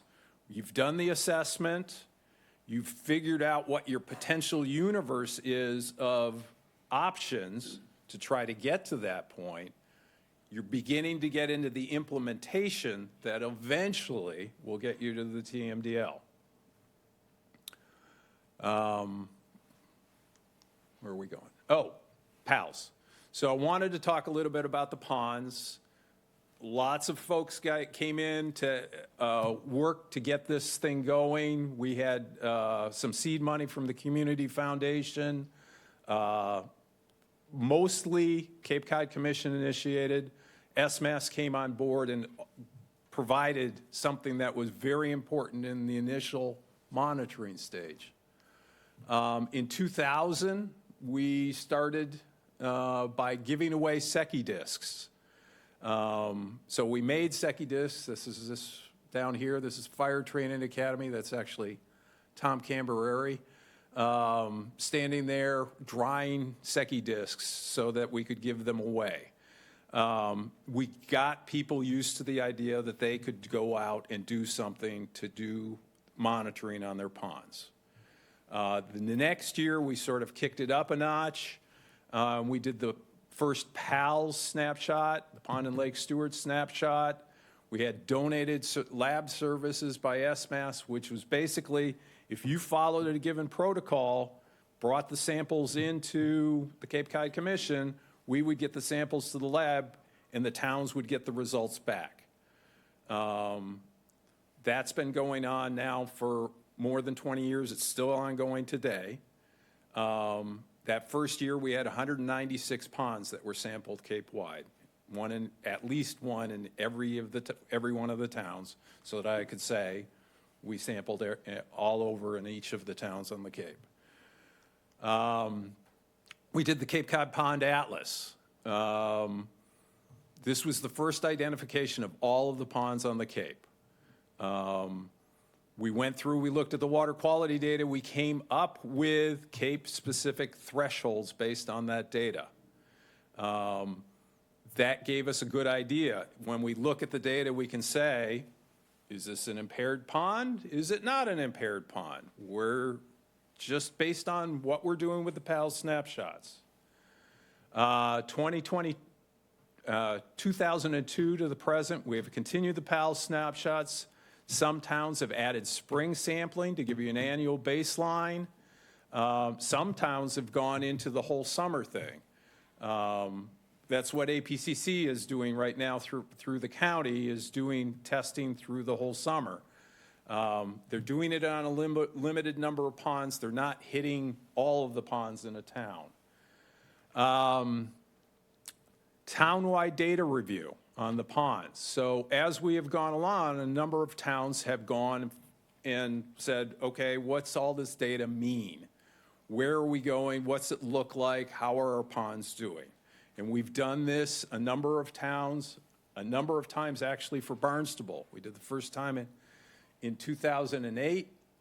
We did it again in 2021, just to give you a sense. And some of those actually show trends. Not the kind of trends that you like, but situation getting worse.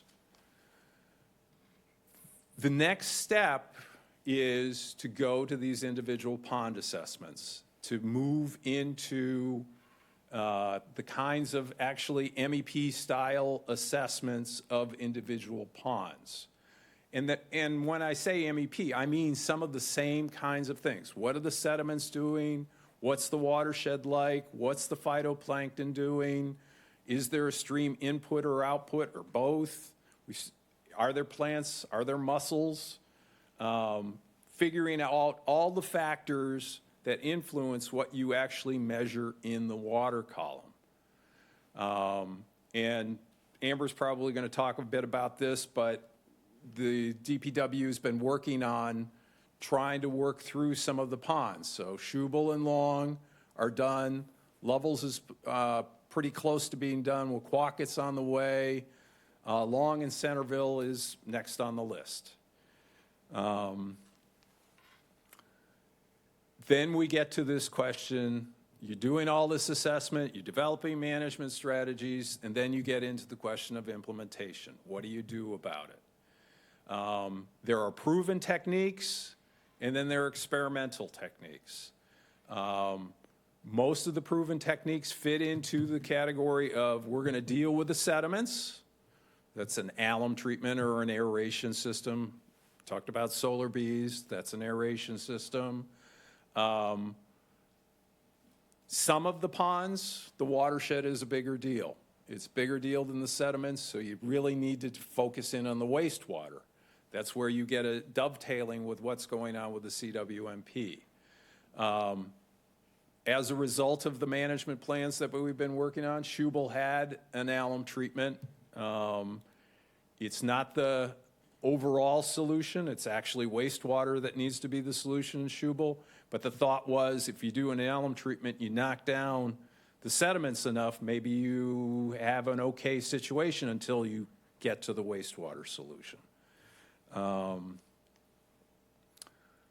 So reliable management strategies require refined data about the pond. And that's getting the watersheds, looking at the sediments, looking at all of those things that are already listed.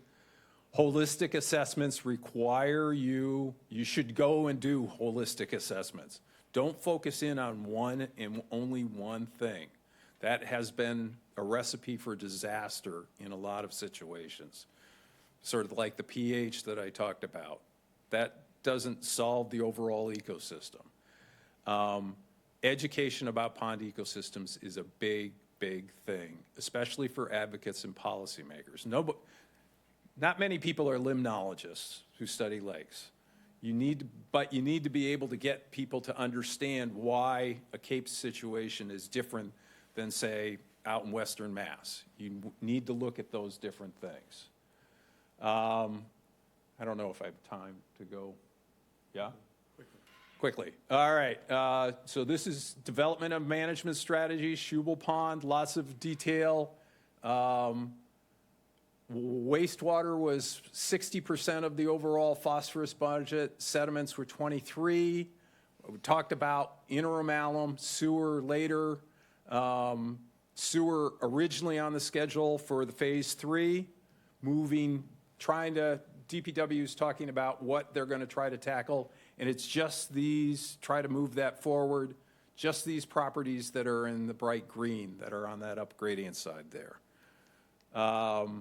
Holistic, this is one of the prime examples. An alum treatment was proposed in Mystic Lake to try to deal with very impaired conditions. The regulators said no because there were mussels in this pond, protected species. They ended up with an algal bloom a couple years later that pretty much wiped out all of the mussels. You can't focus on one thing. You got to think holistically about the whole system. Pond education, really, really, again, I can't stress. Good understanding creates good policy. The opposite is also true. Bad understanding creates bad policy. We've had a number of those circumstances that have popped up. Listed here are a few of the things that I end up having to talk to people a lot about. One of the primary is water column measurements are great. Volunteers doing that is super. But it's not the be-all and end-all. You need to know the causes of what you measure. If you measure phosphorus at 10 parts per billion, why is that occurring? What are the sources that are getting to it? Townwide management, individually working on the ponds, incorporate that information in the CWMP. I would suggest that you only focus on the great ponds. Those are publicly owned waters of the Commonwealth of Massachusetts. Those are the ones that potentially can be on a TMDL list. Those are the ones that legally you probably are going to have to be responsible for. Barnstable has 180 ponds. Only 25 of them are great. Update the data every 3 to 5 years. Look at it every 3 to 5 years. That's a callback to that original 208 plan. It's a good thing to do. It will give you an ongoing sense of how things are changing. And finally, really try, in my opinion, stay off the TMDL list if you can, for as long as you can. I think that's a legal exposure that potentially, if for whatever reason DEP ends up having to do something more with TMDLs, if you're on that list, you may end up with a management plan or a management strategy that may be one size fits all and not very fine-tuned to your individual ponds. And with that, I'll be glad to take any questions. Thank you, very informative. Questions? Comments? Council Stark. Can we go back to the last slide? Last slide. Could you flesh out the last one? I didn't understand what you were talking about with TMDL list. So I didn't say. The integrated list that DEP is required to update every 2 years they're supposed to provide a status for each individual water body or segment of a water body. That's the provisions where, like for the estuaries, you get a TMDL for an impaired system, the nitrogen TMDLs for those systems. There hasn't been a freshwater TMDL that has been issued in southeastern Mass for now it's over 10 years. That's a large population of water bodies that haven't gotten into that sort of situation. I think that's a potential issue that it's a legal exposure, let's put it that way. I think that towns have the capacity to come up with their own strategies about how things are going, implement what's going on for those individual ponds, and then move into the integrated list, rather than preemptively getting into the integrated list. Okay, thank you. Councilor Turkelson? As far as the Cape Cod PALS program, we have 180 ponds, 25 of them are more than 10 acres. How big is the membership of the Cape Cod PALS? Well, the way PALS is structured is we have sort of what we call captains for each of the towns who coordinate the sampling that goes on in the town. Barnstable has essentially Amber, and Amber is the one that coordinates all the sampling that is done by all of the different, there's pond associations and everything else. So I can't give you that idea of that number. I can give you an idea of the ponds that get sampled, but there's lots of volunteers that are associated with that sampling. Councilor Schnapp. Thank you, Madam President. Thank you for your presentation. I want to return to Councilor Starr's question about the TMDL listing for ponds. If ponds are actually a strategy, well, not a strategy, but a mechanism in which nitrogen is removed from the groundwater, wouldn't it be a good thing to have a certain level of nitrogen in your ponds then? Or should the nitrogen in the ponds then be gassed off or something? Well, what happens structurally is you're getting input of nitrogen and phosphorus from the surrounding properties. Right. Nitrogen is actually input from the whole watershed. So the surrounding properties is just the phosphorus, but the whole watershed is nitrogen. The difference is that the nitrogen is really getting removed by the pond, some portion. At a minimum, half of it is. Right. So if you're thinking about, oh, we need to sewer, you would have to sewer twice as much in the watershed to get the same amount of nitrogen removal as if you were down gradient of the pond. And since it's all going to the same estuary, it makes more sense to actually tackle the nitrogen down gradient of the pond. I guess I'm still confused that a TMDL at a pond, or usually I think of it as it's a coastal measurement, not something that you measure in a pond. TMDL is a provision in the Clean Water Act. So anything that is impaired, and that can be any surface water, that can be a river, that can be a pond, that can be an estuary. A TMDL says, and I think Gerard talked a little bit about it, a TMDL says if you attain this concentration or you attain this load, this water body will have acceptable conditions. That's what a TMDL is. So in freshwater world, that's going to be phosphorus. In the saltwater world, it's going to be nitrogen. Okay, that's where okay, so that makes sense, because I understand the phosphorus piece. So it's the TMDL is related to phosphorus, not nitrogen. Right, well, Okay. TMDL is related to the contaminant. You need to have a TMDL for whatever contaminant is causing an impairment. Impairment. Okay, that's good to make that connection. Thank you. Any other questions, comments?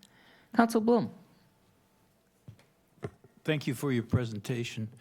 I usually think of alum being added to the pond water to adjust the pH, but it seems like there's something else going on, because you mentioned that alum knocks down the sediment, so I'm not what's going on there? So alum is it's a combination. When you do ponds, you're using two different salts of aluminum. And what you're trying to do is get aluminum down into that bottom water. And what happens in a pond that is anoxic, you have the bound phosphorus in the bottom that's typically bound, a large portion of it is bound to iron. And when you get anoxic conditions, those chemical bonds break and that phosphorus is liberated. By adding the aluminum, it's taking the place of the iron and it's binding up that phosphorus and keeping it in the sediments so that it can't get it back up into the water column and feed the phytoplankton. Thank you. Now we know. Other questions? Comments? Great. Thank you so much. You're welcome.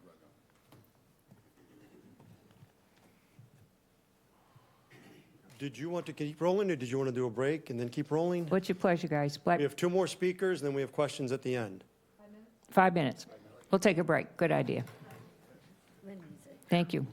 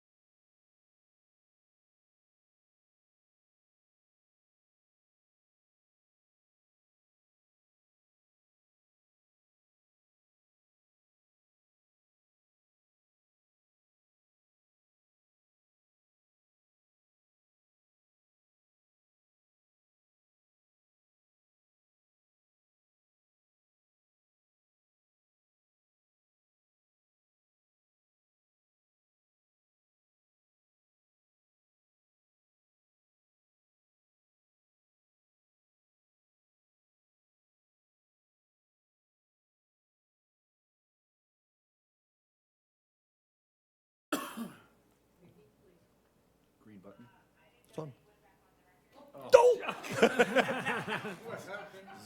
Rewind.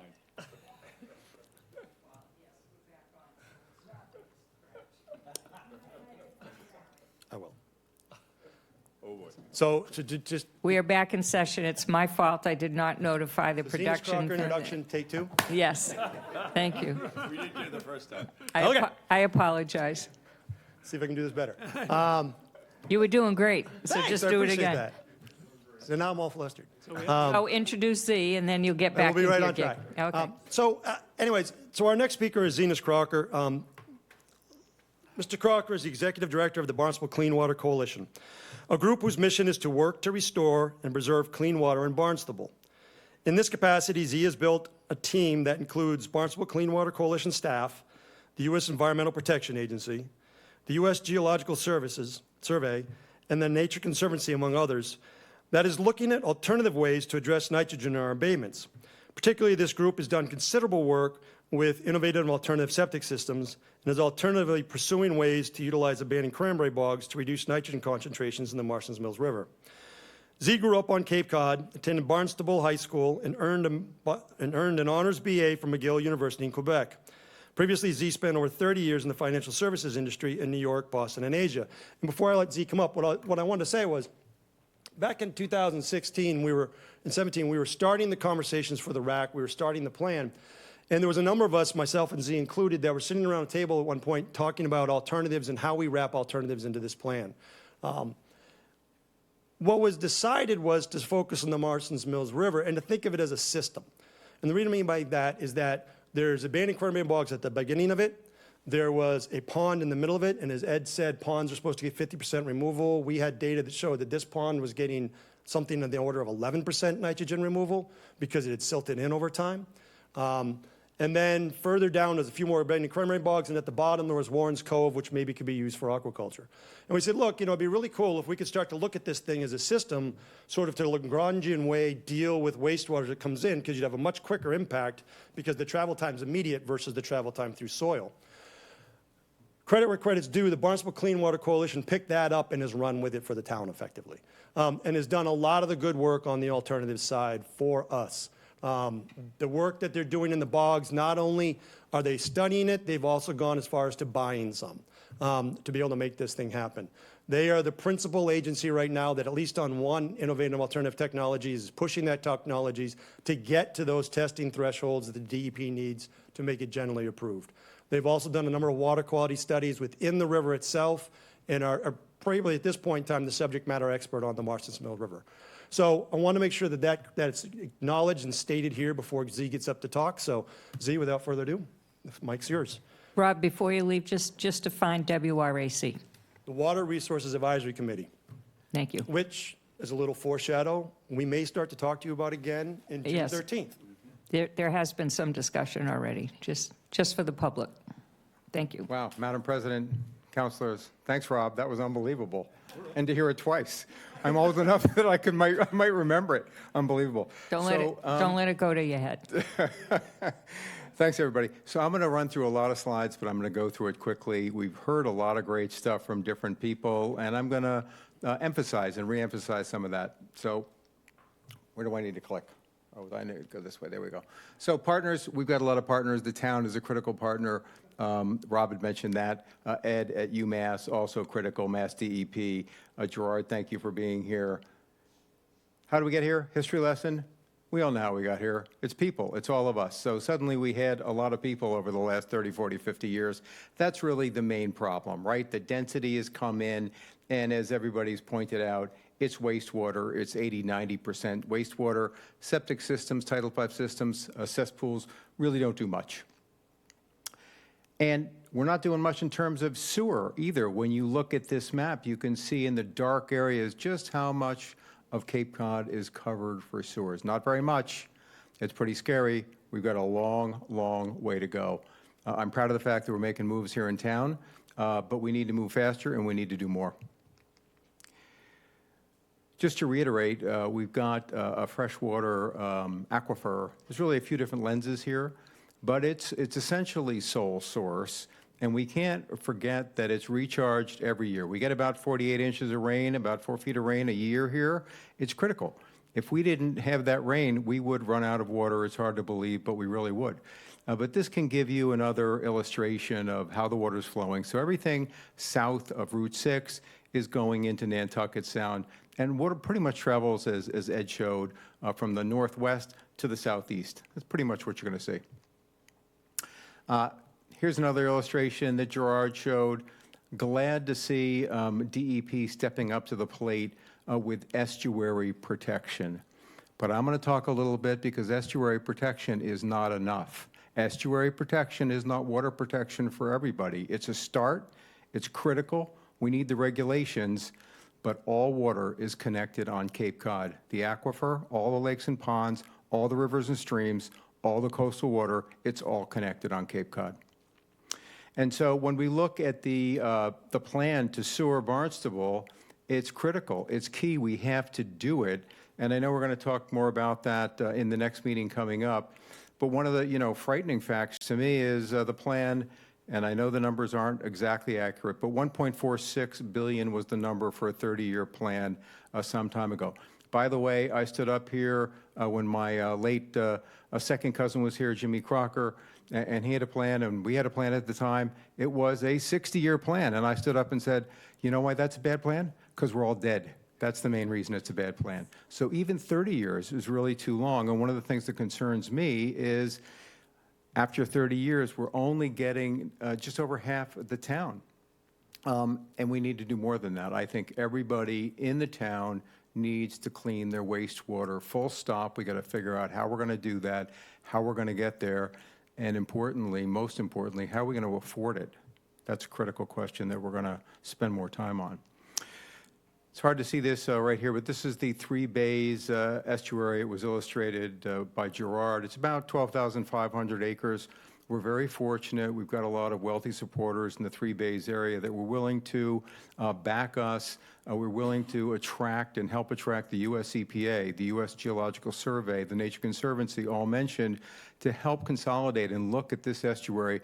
It's a really interesting estuary because we have everything. We have the good, the bad, and the ugly. We've got the dump. Now it's called the Recycling Center, but it was a dump for a long time when I was growing up, right? It's lined now. We've got lakes and ponds, and a lot of them. Some of them troubled, some of them very troubled, others in decent shape. We've got a 1,700-acre estuary that's the third worst on Cape Cod. The Three Bays estuary gets the Bronze Award. We don't want that award, but that's what we've got. Here's another illustration of how complicated the issue is. We're going to talk about modeling a little bit in a few minutes, but this gives you an idea of looking at the sub-watersheds within the big watershed. This is a tremendously complex system.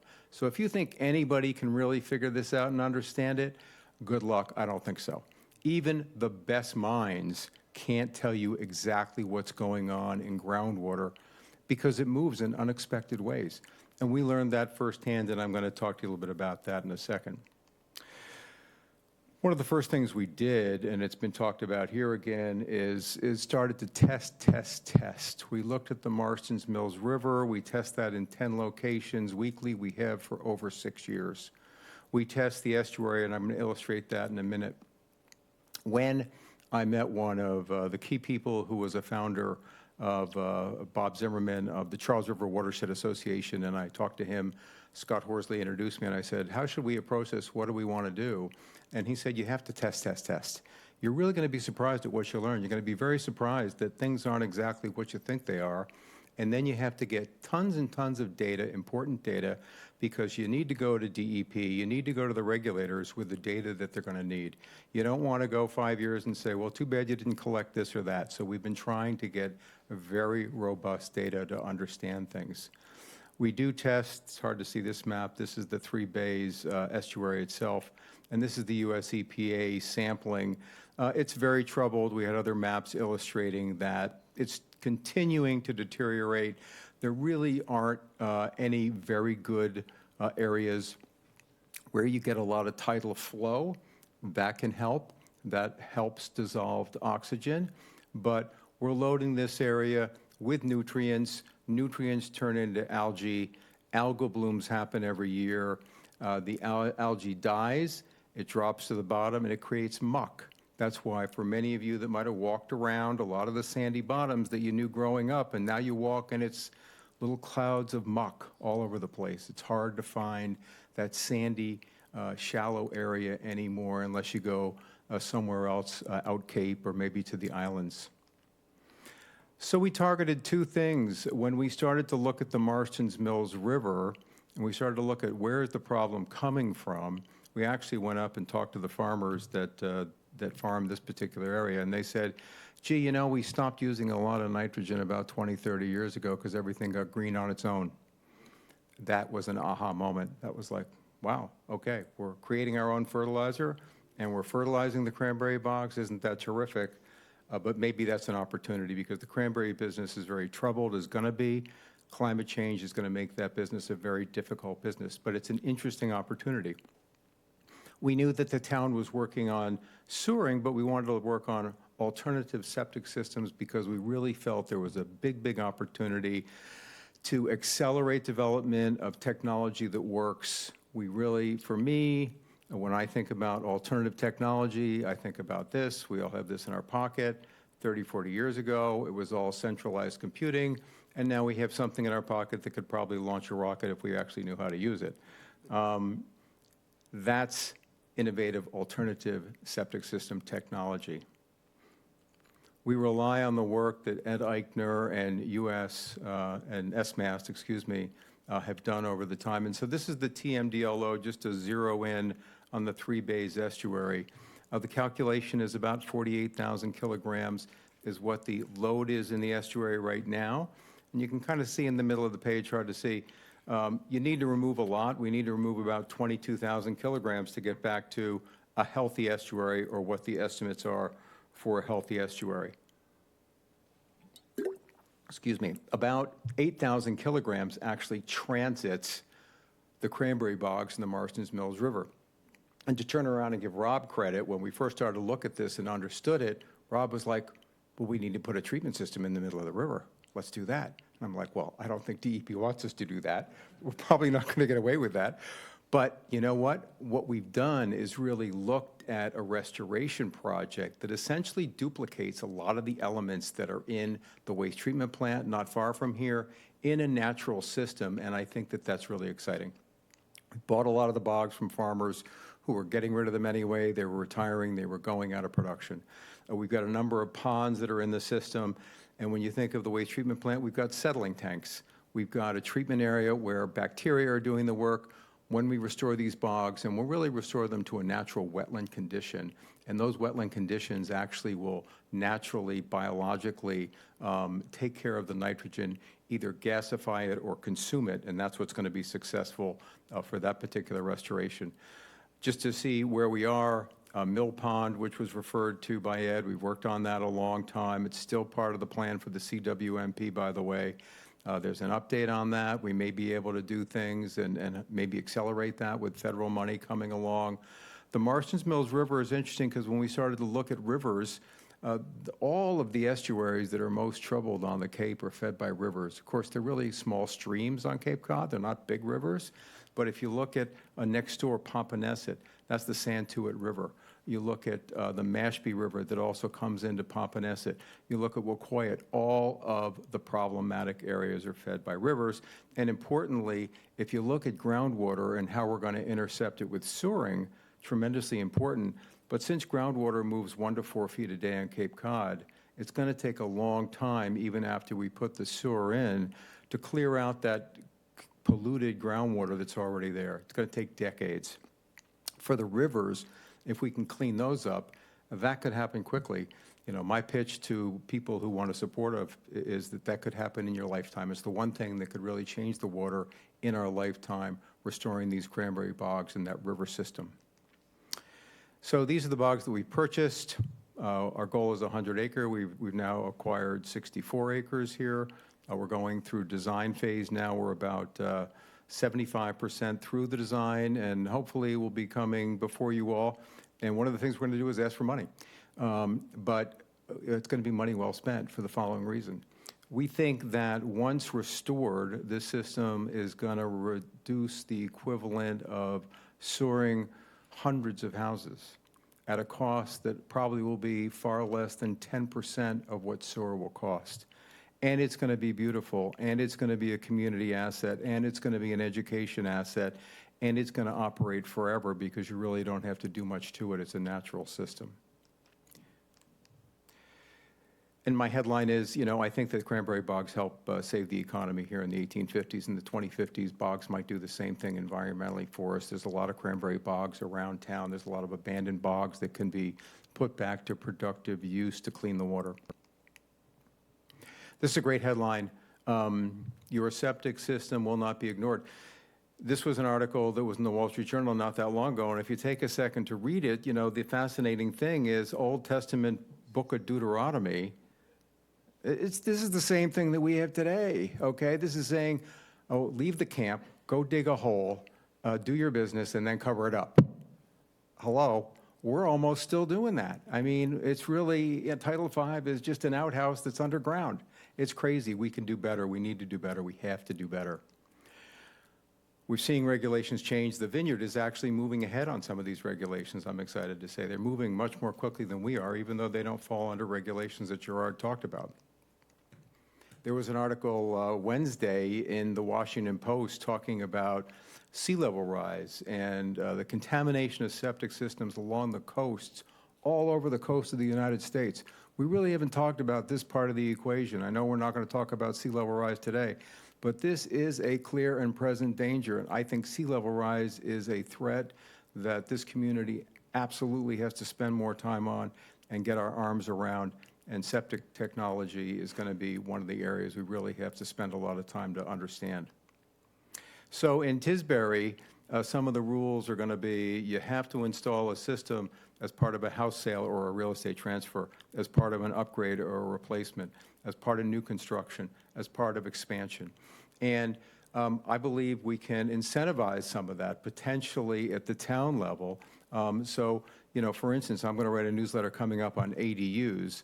And a lot of this is going to be obviously connected to zoning. Zoning has been, in my view, a blunt instrument for wastewater. We really need to have zoning, and we need to have wastewater. But if we look at something Rob has talked about a lot, which is let's start to look at load and not flow. Load being how much are we actually polluting? So if we've got systems that are reducing the load by 95%, we should actually be able to add housing, some low-income housing, some accessory dwelling unit housing that could help take some of the pressure off the housing problem. Won't be everywhere, shouldn't be everywhere, but I think there are a lot of opportunities to see that happen. This is the system, it's called a Nitro system that we're most excited about. We spent a lot of time at MassTech, Massachusetts Alternative Septic System Test Center. This is an asset that you all should know about. If you don't, you should go down there and visit it. It's quite a site. When I first went there about 8 years ago, I thought I was going to a movie studio out of Breaking Bad. Honest to God, it was falling down, trailers, and I didn't know what I was looking at or what the heck they were doing in this place. It's one of only 2 places in North America where they test different alternative septic system technology. We met with one of the guys who developed this one, PhD out of Carnegie Mellon, a guy named John Smith, Alcoa alumnus, and he has developed a system that we're going to show you some of the results of. It's very, very exciting.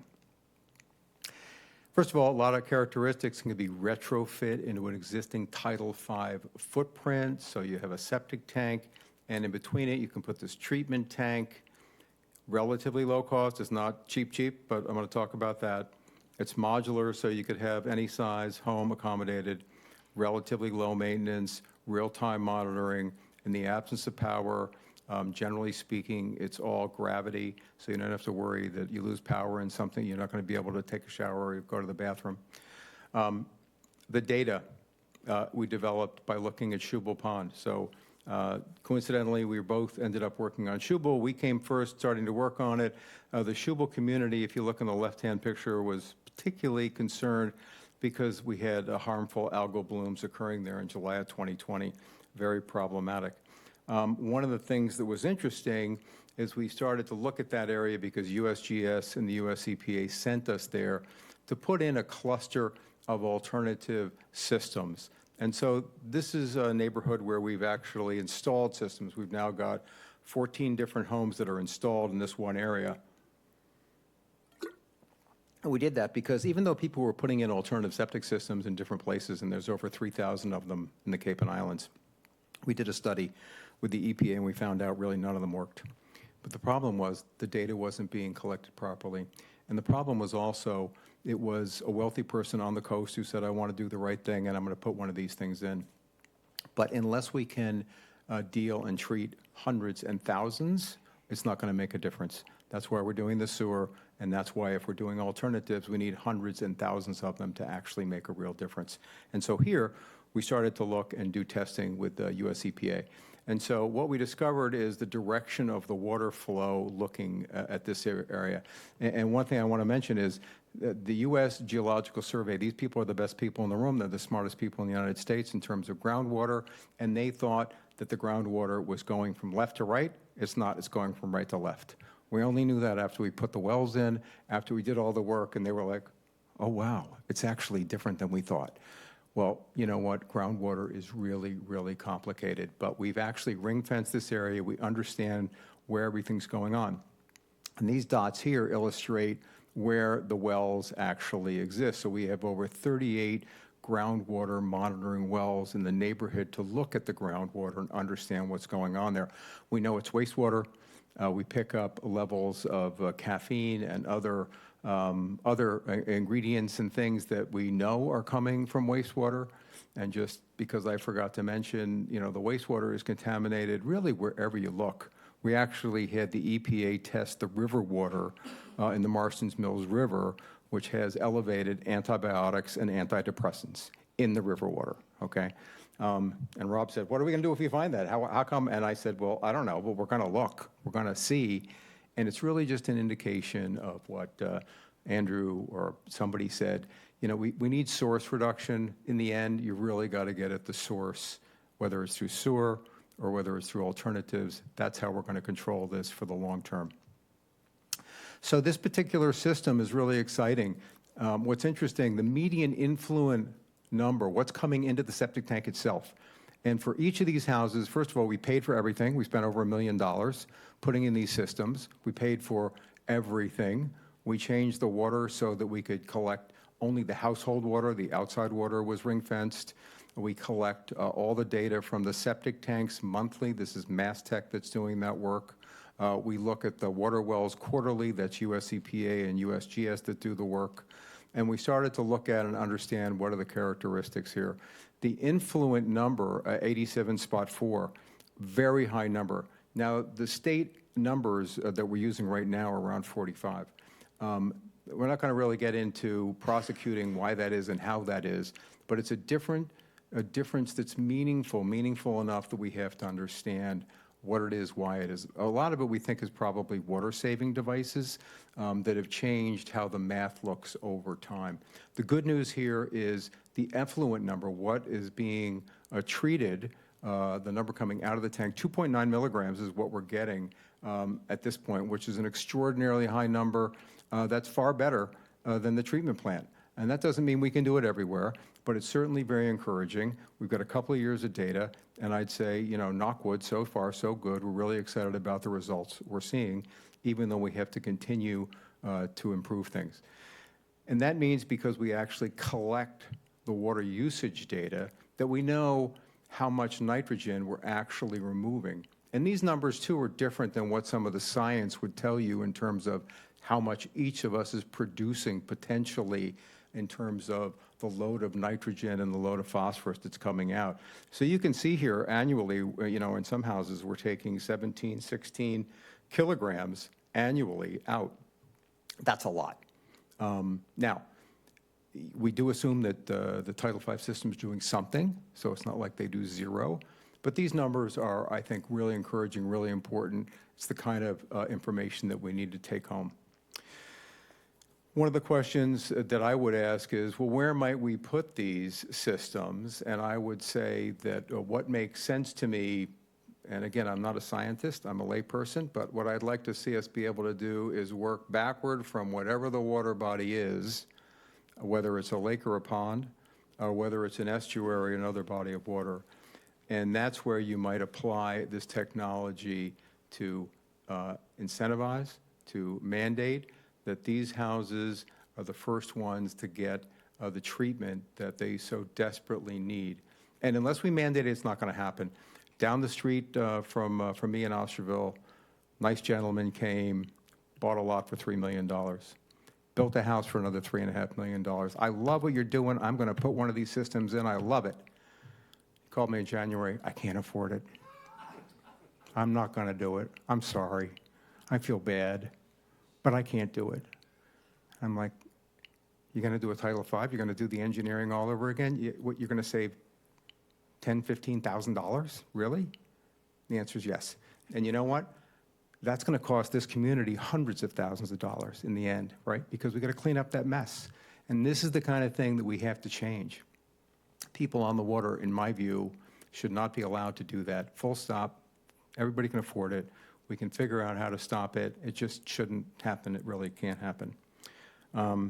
This shows a seasonal bar of when people are here and what the water usage is. No surprise, 70+% of the water is between June and September, and these need to be the targets on the coastline to get these people moving first. And a lot of them, you know what? A lot of them still have cesspools, and I've talked to them. So many, you can't believe it, and they're like, "Well, I don't have to put it in. I'm not doing it." I'm like, "What? What? Really? Well, I don't have to." And of course, one of the things you're able to do is if you sell your house to your family, you don't have to change your cesspool. You get a pass. It's ridiculous. Needs to stop. So this is a water well in Osterville showing data from 1960 to 1999. It's kind of hard to read, but what you can see, and I'll tell you what it says. What it says is in the 1960 period, we were looking at maybe 0.2 milligrams of nitrogen in the groundwater. By 1999, for this particular well, we're looking at 2.5. There's a lot of water wells, we have in town that are well through 5 milligrams. If you were at the 5 milligram level and you used state data, I listened to Scott Horsley, that indicates about 20% of the water that you're using is actually former wastewater. That's how high that level is.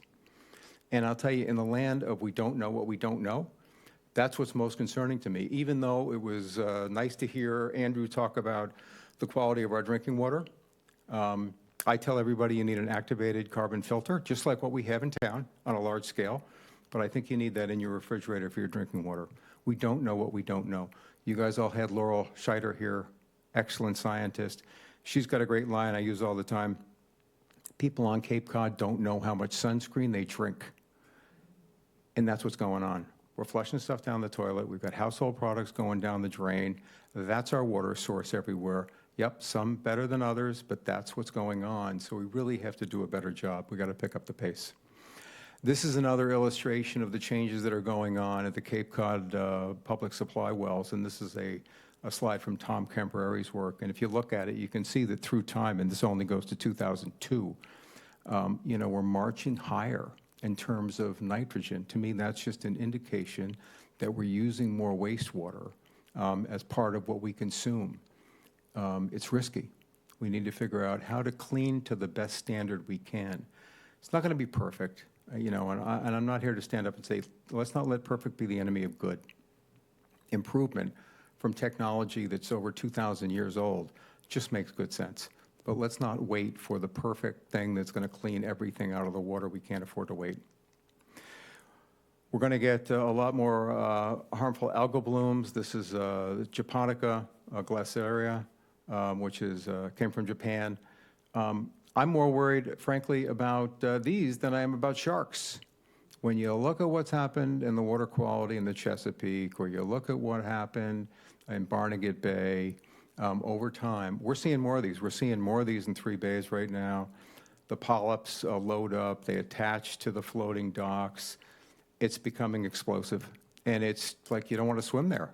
So this, to me, is one of the biggest dangers that we have, is not understanding If we don't get after water quality, we're going to have more of this. And in the ponds, it'll look like this. Models are complicated. Ed and the team have done a great job. I'm going to continue to go after the U.S. Geological Survey. They could help us with modeling. The modeling's critical. We have different models all over the southeast area. DEP has helped Buzzards Bay, which has separate models for some of the estuaries in their area. USGS is actually doing a lot of the work for water quality on the vineyard. We need a holistic model. We need help. And I think this council can help look at that, understand it. When I spend time with the U.S. Geological Survey folks, they say we've actually been leapfrogged in terms of technology, that Long Island, Chesapeake, and other areas have adaptively managed models that using new technology can really tell us a lot more about how things are changing than we can currently. And that's no disrespect to Ed or the great work that Dr. Brian Howes did over the years. It was groundbreaking and critical, but we need to move it forward. These problems are coming on. They're coming on hard and fast. Climate change is really dangerous for us, no matter where you think it's coming from. I always say we're adding bad things to water and we're turning up the heat. Not a good formula. Thank you. Thank you. Any questions? Thank you. Questions, comments? Council Crowe, and then, Z, thanks for the informative presentation. Thanks, John. Can you go back numbers to the one that had the Katuitt Bay and the properties around Western Oyster Harbors? Sure. And just explain a little bit of that to me, right? Just one more. So what are the black dots? Those are households with septic systems within a couple of 100 feet of the water, 400 feet in this case.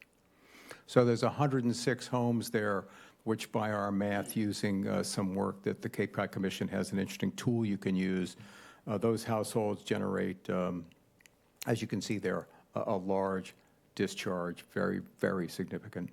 On the other side of the island, is that just not filled in? No, we just didn't do that math. Okay. It's really just a matter of not doing it. And you know what? Groundwater is really complicated. Ed's going to be the first person to tell you that. It's not a zero-sum game, even though there's 22,000 kilograms we want to remove. It's not like you can just do it as simply as saying, okay, we got this box, and we got this house, and we remove this much. There's groundwater moving all the time, so we're going to have to change it a lot. Okay, and the Schubel's Pond property? Yeah. How many of those houses in those Berry streets did you do? Do you do them all? No, you know, we've done enough. So the US EPA said, if we do this number, which was 14, we're going to find out something that's critical, which is what changes in the groundwater itself. Right now, we're seeing average levels in the groundwater of between 5 and 11 milligrams in that neighborhood in the test wells. Some wells as high as 18 milligrams, very, very high. So what we believe is going to happen, we haven't seen it yet, is that over time, the scientists say what we should see happen is, because we're seeing 5 to 11 now from cesspools and legacy Title Vs, when we put in a system that's removing 95% of the nitrogen, we should see 5 to 11 go below 1 again, get back to a background level, which would be closer to what a healthy system would be. Nobody's done this anywhere in the United States, to my knowledge, or anywhere in the world, really put together a collection like this. This is the EPA's model. It's their idea, U.S. Geological Survey. I'm very excited about it. It's going to take time because groundwater, as we said and as I illustrated, very complicated. But over time, we're going to see it clear out, and over time, we should see that data. And it's just going to be another indication that we can use these systems at scale and with confidence once we really understand everything about it. And that's going to be working with Mass DEP, with EPA, with our other partners everywhere. Okay, one more question. On the pond itself, Yeah. you picked that originally because there was a pond, and you probably wanted to see what the effects were closest to that pond. Right. Since the water's actually going to the southwest, Right. the pond, I'm sure, I don't know, but I'm sure it has some problems in the pond, but that means it's coming from the northeastern side probably, or around the pond the other side. Is that correct? I think, you know, and Ed showed this illustration. I think it's, first of all, I think it's largely stormwater, and that's what the scientists tell us. There's some tracks there, Wilmantic and some other roads that come down that really have almost no drains. So it just, in storms, right into the pond, boom. And there's a couple of other places where there's some big drainage that goes into the pond. It's probably the houses right along the edge, because phosphorus gets bound up, as we heard, fairly quickly because of manganese and iron. So it probably doesn't travel too far. So it's probably the houses closest to the pond that caused the biggest problem. But there was an alum treatment there, and that's what's taking care of things in the meantime. Brian Howes described alum to me as, I've got a messy desk. Maybe some of you guys have nice clean desks. I don't know, mine's a mess. But he said, Z, it's like you take a sheet of paper and you put it over your desk. You get to start over. That's what alum is. It doesn't really solve it, but it's like, it fixes it for a period of time anyway. The good news about, and I was disappointed that the water wasn't going into the pond, even though we knew that we weren't going to fix the pond with just 14 houses out of hundreds. I wanted to be doing something helpful for the ponds. But what we found out is the scientists said, look, the good news is we can identify the water that's coming out of the pond, and we know what it is. So we're going to be able to stratify that and eliminate it from any of the confusion around the groundwater, because groundwater is so tricky. It goes all over the place. So we're actually in these wells, in a number of them, they're 80 feet deep, and we measure water every 4 feet. So we're looking at the whole column, tremendously important, just like Ed said it was, for looking at the water table within an estuary or pond itself. One more question about the groundwater coming from the north side there, or northeast side. Can you just a small explanation of what the differences in pollution levels, let's just use that word, of groundwater versus of groundwater flowing into a pond versus septic flowing into a pond? Septic ingredients. Listen, the groundwater is polluted, so we're seeing it flow. The interesting thing about ponds, I didn't know this, I'm not a scientist, groundwater moves along the cape in the sandy soil like this. When it approaches a pond, or even apparently the estuary itself, it actually comes up and goes into the edge, just like the top of this bottle. And then it actually goes across the pond, and it goes out and it goes down and goes back into groundwater. So it doesn't, I always thought it went straight through, kind of on the side. It doesn't do that. So we're just picking up these loads that are going into the pond. The ponds, though, as we talked about, are really effective at removing nitrogen, okay? So we actually test, as I mentioned, the Marston's Mills River. Part of the connection of the Marston's Mills River is Middle Pond, because there's a herring run there. So we actually test that water coming out in a couple of locations. There's no detectable nitrogen, even though there's dozens and dozens and dozens of homes around those ponds contributing. So we're seeing the pond naturally eliminate that water. So it's John, it's really a tricky thing, but we know this area is very, very loaded. And we looked at like 5 different areas, drilled wells. EPA actually brought a team in from Ada, Oklahoma, with their own drilling wells to drill in these areas that they identified to see where's the right one for these kind of conditions to understand, because the ground is all very different and the conditions are all very different. Thank you, but I got one more question about Mill Pond. There was talk a number of years ago about dredging that and removing some of the silt in that. Is that no longer considered a? What's the update on that? No, I still think that's a good idea, and that was Brian Howes. There was always interesting dynamic of talking about what's better. Is a pond better or is a wetlands better at removing nitrogen? And Brian always said it's a pond. There's no doubt about it.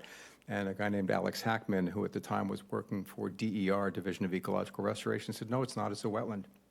And I said, great, which is it? We don't know. So the answer is, I still think there's a restoration opportunity at that pond.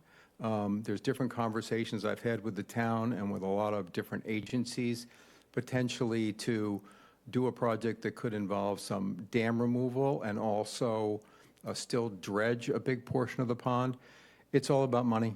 Once again, it's a big project, and there is a very troubled herring run in that area. There's a compromised sluiceway that goes 200 feet under 149 and under 28. Replacing that is a huge pile of money.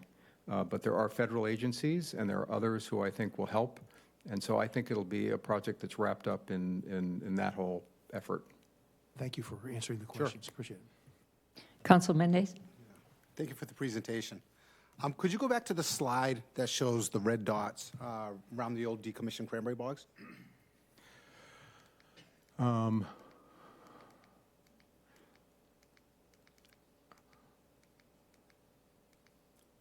it that one? No, No, it's back more. It showed the cranberry bogs right here. Okay, that's actually, you can't see this map. This is actually the Three Bays estuary. It's not the cranberry bogs. Oh, okay. Really just washed out on. You can see it better there? Okay. Just So that's, I guess I can see it better over here myself. Just a quick question Looks like a for you. test, sure. I noticed a lot of these red dots are north. Yeah. Is there any bleed over from Mashpee, like the old base? Well, the base.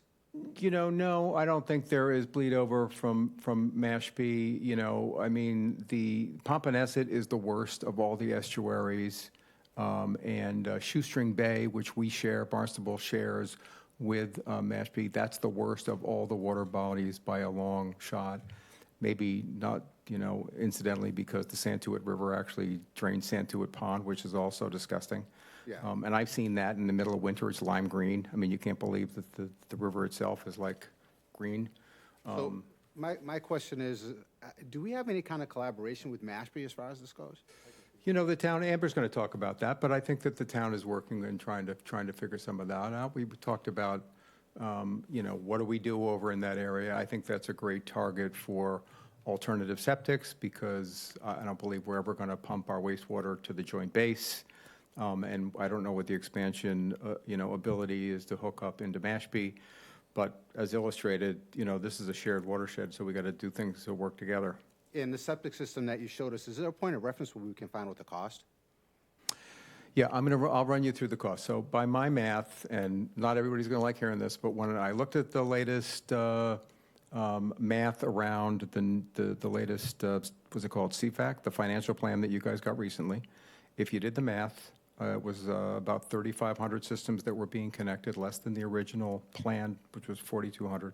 It's $500 million. You do that math, it's 142,000 roughly per parcel, okay? If you do the math and call it $50,000, which I happen to think is high, but if you use $50,000, it's probably not a bad benchmark. Felicia was asking me, the state will now give a credit for a failed, and I believe we're going to qualify for failed generally for Title V systems down here, a credit of up to $18,000. Now, there's a caveat there. You have to be a full-time resident. I actually ran the math lately, and it looks like just over 50% of our residents or full-time residents have a residential exemption. That's how I identified that. Those are the people that would be eligible to get that grant. And then I think we could do other things to incentivize people to help reduce that load. And so I'm working with a team to look at subsidize to equalize. You're going to cost right now for the individual homeowner of the 142,000, about 20,000 is going to come out of your own pocket, right? There's $10,000 at the curb, and then on average, and this is using Dan Santos' numbers, call it $10,000 to hook up. For some people, it's 2, and for some people, it's 22, but let's call it 10. So $20,000, which hopefully SRF that Gerard spoke about financing through the county should help you finance that over a longer period of time. And right now, as you know, you can't finance a septic system really at all unless you're of need. You know, it's on you to fix it, period. So I think through financing and other things, we can actually mitigate that 50 and make it a lower and less painful number. But that's a number we have to go after and figure out. How can we do it? How do we do it through incentives? And like I said, an ADU, my guess is a lot of people would say, well, if I can have an ADU, I'll put it in, I'll pay for the whole thing, no problem. And this could be the kind of incentive where it's not on the community's back, it's on the individual who wants to do something that actually has a benefit. Now, I also would look at that and say, if you put an ADU in a household, guess what also happens? The value of that property goes up significantly, significantly. Who wins? We do. We get more taxes, right? We're going to reassess that property and we're going to pick up more money. So I think we could actually afford to incentivize that. if somebody's willing to actually put in one of these alternative systems. So there's different levers as we get closer. But there's a lot of things we need to do. There's a lot of things we need to learn to get ready for that. But that's the kind of work I'd like to see us do. One other thing, too, just a quick comment. I happen to agree with you. We can't have this conversation without talking about climate change. Just can't do it. Right. Because climate change affects us it's more than just storms and the irregular storms. I mean, we never hear about people's septic systems, you know, the old sewer systems, those septic systems that people still have, from all the excess storms and rainwater that we're getting, how that water's seeping into those systems. And it has to go somewhere. So, you know, for people who try to deny climate change, you know, that's part of the problem. So we can't address this without addressing that. So, thank you. Sure. Thank you. Council Clark? Thank you very much, President Penn. Thank you very much, Z, for your presentation. A couple of call-outs that your presentation inspired me over. One is that when you mentioned about the antibiotics and antidepressants levels are elevated in, I believe, the Marston's Mills River. The Barnstable Police Department does accept unwanted medications 24/7 in their lobby. You can go anytime. And there's no reason for it to be flushed down the toilet. And also the town's transfer station has a hazardous waste collection day 4 times a year, and the next one is June 22nd from 9 in the morning till noon. So important. Thank you for mentioning that. Council Neerick? Thank you, Madam President, and thank you, Z. I always look forward to this as this project and process has been moving along. Has the maintenance costs been kind of thrashed out yet, and on these type of systems? I think we have a decent idea of maintenance costs now. First of all, the biggest piece is this system is what's called provisionally improved. Somebody else referenced that. That means you need 50 of them operating for at least 3 years. We're actually 2 years through that right now, so hopefully a year from now this will be a fully approved system, maybe sooner. So the biggest cost is that sampling, which is required quarterly. That's about $750. The only working part is an air pump. We've only replaced one. Happened to be at the house that I own. It's because mice, it was probably really rats, ate through the wiring, and, there you go. Whatever. So generally, it's not a high maintenance situation. There's limestone and other media. The air pump recirculates the wastewater. It's really just the wastewater that's coming out of the septic tank, designed properly, recirculates it. So you have to nitrify before you can denitrify. So that's nitrifying, and then it goes into a second chamber. That second chamber has wood chips. Doesn't matter what kind of wood. Could be pine, it could be oak, it could be anything. It doesn't matter. It's a carbon source because you're fooling the bacteria to respirate nitrogen instead of oxygen. 78% of the atmosphere is nitrogen. It's harmless as a gas. And so what happens is this gasifies, and then it goes out of the roof vent or one of your snorkels in the lawn, if you have one of those, and releases harmlessly. That's the way the system works. We think that wood chips should last 20, 30 years. The limestone, 60, 70, 80 years. The main failure point of the Title V system, by the way, is really the leach field, because it gets clogged up with solids that spill over, or there's a lot of growth that goes into the leach field. We've got wastewater that's treated to such a high degree, we think ultimately that working with DEP, we'll be able to see a shrinkage in the size of the required leach field, and that'll help drive some of the costs down. So even though it's $50,000 today, I think that number can and should come down over time. We paid over $6,000 per parcel for engineering fees for houses that already had septic systems. Go figure, right? I'm like, that's just crazy. It just doesn't make any sense to me at all. But so these are numbers that I think over time we'll get a better handle on and can drive down. Any other questions? All righty. Council Crowe, one more. You promise? Yeah, just one more question. Right. Go ahead, Since John. Betty's not here. I got the look.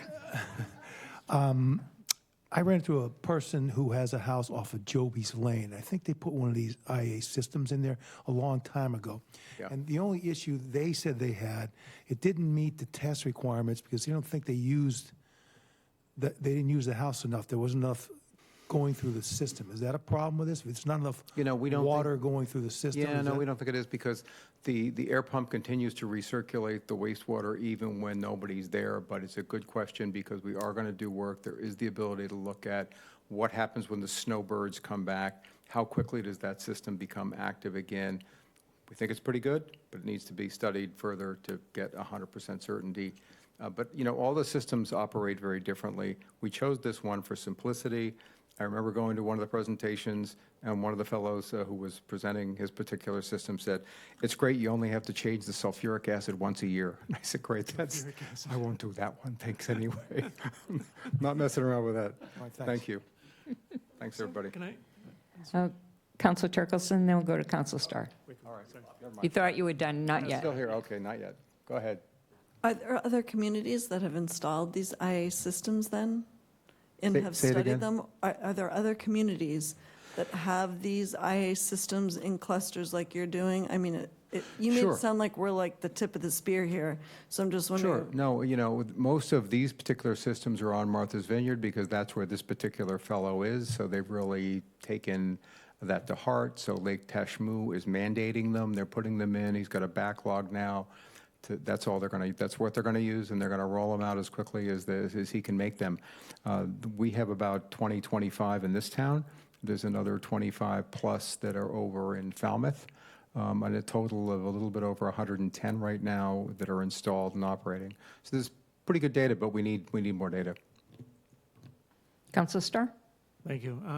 But you said there were 3,000 on the Cape in total. When I first did this about 8 years ago, there's a guy named Dave Martin who worked at the US EPA, and I said, "Can we please look at all the different alternative systems? I want to see what works. Yeah. And he came back and did a study, and he said, "They don't work." I said, "None of them work?" At that time, the answer was no, but it was really, part of it is squirrely data because there was no mandatory way you had to test them.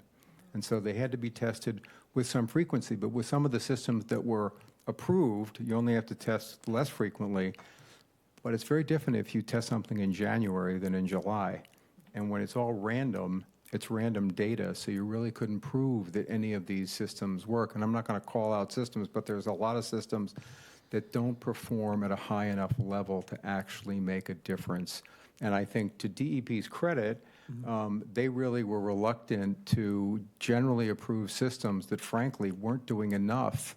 And people were kind of getting, shylocked into putting a system in and spending a lot of money and wasn't really doing anything. That doesn't make sense. So at the same time, the Mass Tech has a program through the county where they're going to, Mr. Neary asked about how do you keep them up and how do you inspect them? Right. So there's a program that eventually will develop where they will inspect these systems as they come online. Is that? Mass Tech is working on what's called a reliable management entity to look at what they can do. That is a structure that the US EPA has come up with. There's different levels of so-called RMEs. I think that certainly we need a data warehouse. Somebody's looking at all these. They're all tested the same way, no matter what kind they are. We have the data. We can judge. We can make opinions about it. And then, in my view, certain communities are going to say, we can maintain those ourselves. May it be that Rob and his team say, we can maintain these. We don't need the RME for these other particular components. But a smaller town further down Cape may say, I need a one-stop shop. I need Mass Tech to do the whole thing for me. So it's a work in progress. Thank you. Sure. All right, we're good. Thanks. Enough of me. Thank you. Thank you you. very much. Thank you very much. Just to pick up on a couple questions that were sort of town-oriented, Councilor Mendes. So if you look at the Three Bays area, the town that actually contributes to the Three Bays area along with us is Sandwich, and we are in discussions with Sandwich. There's a conversation about whether it's more economical for them to deal with the problem up in Sandwich or to buy projects in Barnstable that would deal with the problem. So as recently as within the last month, I've had conversations with Sandwich about that. They're looking at different options and thinking about it. To the Mashpee conversation, though it doesn't directly affect the three-base part, it does direct other things, Shoestring Bay, as he mentioned. We are in continuing discussions with Mashpee on a number of different issues, one of which is, could there be a joint system? Mashpee's system is right there, and its sewers are right there. Could we connect into that? What would that look like? Those conversations right now are very much at the technical level. They are not at either the financial or political level, and they shouldn't go there yet, because we need to understand if it's technically feasible first. The intent is to have that conversation with them. Part of that is they need to update their modeling so that our modeling and their modeling is on the same footing so that we can understand what's going on. And then hopefully within about a year or so, that would be able at a point where we could then go to the political entities and have a conversation about what that may or may not bear fruit to be. So the very succinct answer is yes, we are talking to all of our adjoining communities. In fact, at the end of this month, we're supposed to meet with Yarmouth and start to talk with Yarmouth about some things that are going on between the two towns and the Lewis Bay side, too. So we're having a number of conversations with the communities around us. You're welcome. What? The deal has to be carrot cake from tomatoes. Dave Mason, carrot cake from tomatoes, if you're watching. Was there another? Oh, I thought there was another town issue. Never mind, we can get to it. We get to it. Okay, for our last speaker, Amber Unruh. Ms. Unruh is the Senior Project Manager for Special Projects for the Barnstable Department of Public Works, in which capacity she is responsible for, among other things, estuarine sampling and pond management programs. She has over 10-plus years of experience working on water quality projects in freshwater and saltwater systems across southeastern Massachusetts and the Cape. Her educational background is rooted in the sciences with a Bachelor in Environmental Science from the State University of New York and a Master in Coastal Systems Science from the UMass Dartmouth. In addition, she deserves great credit because she is one of 2 scientists that live in the Department of Public Works, surrounded by about 30 engineers. And it's our job to drive her absolutely out of her head on a routine basis, which I think we actually do. So, Amber, without further ado. Finally, the truth comes out, right? Yes, thank you, Rob, for the introduction. It is a lot working with engineers every day, but I think I do ground them in the sciences of a lot of what's the basis of what we do each and every day. So just to kind of, I guess, tee it up, I'm talking more about our monitoring and management programs as they relate to our estuaries, lakes, and ponds in the town of Barnstable. One way to break this down as 2 major categories that we've heard tonight is we've got our saltwater, brackish water bodies. Those tend to be nitrogen impaired water bodies or more sensitive to nitrogen inputs. And then we have our freshwater bodies, which are more sensitive to phosphorus inputs. As Z and Andy and Ed have all noted, it's largely from septic systems. Wastewater within the watershed eventually reaches these water bodies, impairing them. But we have a lot of monitoring programs that go on, to kind of feed into a lot of what we plan to do in terms of implementation, whether it's alternative projects as Z described or sewer projects that Rob has described. So for our estuaries, we have an embayment monitoring program. As Ed mentioned, this started back in the early 2000s. When I look through our data sets, we have data as early as 2002. So that's why I wrote that it's initiated in 2002. We have over 70 stations across our embayments that we collect, that we go to and collect data and water samples from each year. If you look at the map on the right, there are little yellow dots kind of scattered throughout the embayments. Those represent the water quality stations that were established as part of the Massachusetts Estuaries Project and used to develop the models and the basis for, the science that drives the solutions that we aim to implement.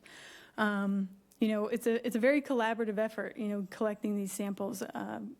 Town staff from multiple departments are involved. I manage the program from DPW, but we lean on MEA for harbor master boats to get us out to some of the more remote stations like Centerville Harbor or outer Lewis Bay. We work with citizen volunteers as much as we can. People are passionate about water quality, and it's a great way for them to get involved in the groundwork and the collection of samples and data. Barnstable Clean Water Coalition, they do a great job managing all of the water quality collection in the 3 bays. We also work with the adjacent towns.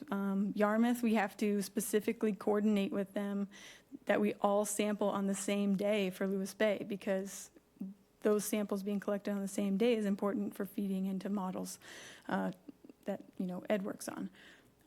Over on the west side of town, the town of Mashpee actually takes care of all of the sampling in Pompanesett Bay. So they've managed that for years. We actually don't get involved in the sampling over there. And then, we work obviously with UMass Dartmouth, who we send the samples to. And they do all the sample processing. They put the data together into data sets and send that back to us. Each year, we share that data outward. So as Andrew Gottlieb showed, the State of the Waters report, we share the data with them. We share it with the Cape Cod Commission, anyone who asks for it. So far, with over 20 years worth of data, there's over 100,000 data points that we have for our estuaries across the town. So just a little more detail on, what does it take to collect all of these samples and generate this data? Well, we have approximately 15 sampling teams consisting of anywhere from 25 to 30 samplers. We like to divide them up into at least teams of 2, but sometimes there's teams of 3. Just depends on, what kind of situation they're in. We conduct an annual training for them so that they know the protocols associated with collecting the samples and the data. And then once they're trained up, they go out on 4 different occasions each summer between July and September and collect samples on a mid-ebbing tide between 6 and 9 a.m. It's very important that they collect the samples at that time. If samples are collected outside of the mid-ebb tide or outside of the 6 to 9 a.m. window, that data is compromised. We don't we use it in terms of evaluating whether or not, and we'll talk about this in the upcoming slides, whether or not we're meeting, nitrogen thresholds for our estuaries. Other field data they collect is for water clarity. So how far can you see through the water? Dissolved oxygen levels are super important for the things that live in the water, fish, mussels, shellfish, eelgrass, and then also temperature of our water bodies. Annually, it's about 300 samples that get collected and are delivered to SMAS for sample processing. So getting into some of the results, as we've heard from others tonight, we have TMDLs in certain estuaries. Some estuaries don't have TMDLs. That's important, but where are we relative to the thresholds that were established as part of the Massachusetts Estuaries Project? Well, if we look at just our Sentinel stations, and actually I'll back up 2 slides, it's hard to see on here, but there are stars in each of the estuaries. Those stars, I know they're really small, are representative of the Sentinel stations in each estuary. Okay, so if you are in the 3 bays, it's located in the Narrows. If you're in the Centerville River, it would be at the confluence of Bumps River in the east branch of the Centerville River, so just below the Bumps River Bridge. Halls Creek has a Sentinel station. Lewis Bay has a Sentinel station, but it's actually on the eastern side of Lewis Bay over in Yarmouth. And then in Barnstable Harbor, there are actually 3 different stations that were identified for Sentinel stations.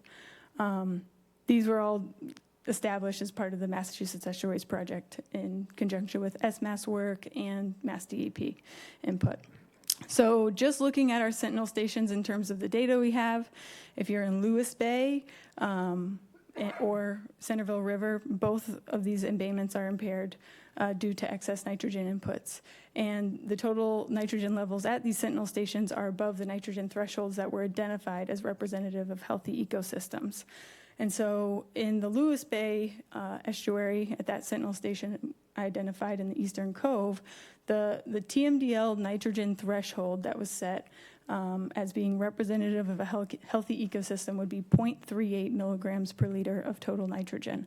So if you look at the chart, all the blue dots and the blue line, that's the sample data that we've collected over the last 20 years. And then the black line is the trend line associated with that data. The red line is the threshold of where we want to be, right, in terms of having good water quality in Lewis Bay. So as you can tell, The trend line is above that line, right? We need to do something in the watershed to reduce the nitrogen load that's getting to the estuary and bring it down to the red line or below the red line. The data overall shows that there's not a large change in Lewis Bay over the last 20 years. When you really look at it, it's more or less the same as what we've been seeing since the beginning of the monitoring program. Centerville River is a similar story. Again, we're well above our nitrogen threshold for Centerville River. A lot of work needs to be done in terms of reducing the nitrogen load in that estuary. Part of the reason why we don't have data back to 2002 is because from 2002 to 2006, they were actually collecting data as part of the Mass Estuaries Project. But later we're saying which one of these stations would be the station that's representative of good water quality throughout the estuary. Well, they hadn't sampled that station because so they had to create a new station, which is why the data collection didn't start until, I think, 2007 or 2008 on that particular site. But again, it's over nitrogen threshold. We have a similar story in the 3 bays in Pompanesett Bay, where water quality is again impaired due to excess nitrogen, and we're over those nitrogen thresholds. For 3 bays, you can see, again, it's like well over the threshold, not changing over the last 20 years. And then the chart on the right, forgive me, it's not in the same format. Again, the town of Mashpee actually collects all the samples, and this was the chart that they had for representing their water quality levels relative to the nitrogen threshold. The Sentinel station on this is identified in the red outlined box. As you can see, it's above the red dotted line, which is indicative of the nitrogen threshold for Pompanesett Bay. And then we also have Halls Creek and Barnstable Harbor estuaries. Okay, so as Gerard mentioned earlier, these don't have TMDLs established. But if you look through the Massachusetts Estuaries Project report, they actually did establish values for nitrogen thresholds at Sentinel stations within those estuaries. So just to kind of present where we are relative to the thresholds that they recommended in those reports, you know, Halls Creek, we're well below what that threshold is. Halls Creek is considered an estuary that's not impaired due to nitrogen. It could assimilate more nitrogen, but it's certainly a watershed we want to protect and not see become degraded. The same thing goes for Barnstable Harbor. You know, those thresholds are actually based on bioactive nitrogen, not just total nitrogen. The only difference there is the constituents of nitrogen that go into that value. So total nitrogen is nitrates, ammonia, dissolved organic nitrogen, particulate organic nitrogen. In the case of Barnstable Harbor, it's a salt marsh dominated system. So they decided that not using the dissolved organic nitrogen value would be important because it's actually got a very high DON level, but DON, dissolved organic nitrogen, is it's not readily available to the biology within the estuary. So it's versus like nitrates and ammonias, that's like when we put fertilizer on our lawn, makes things grow fast.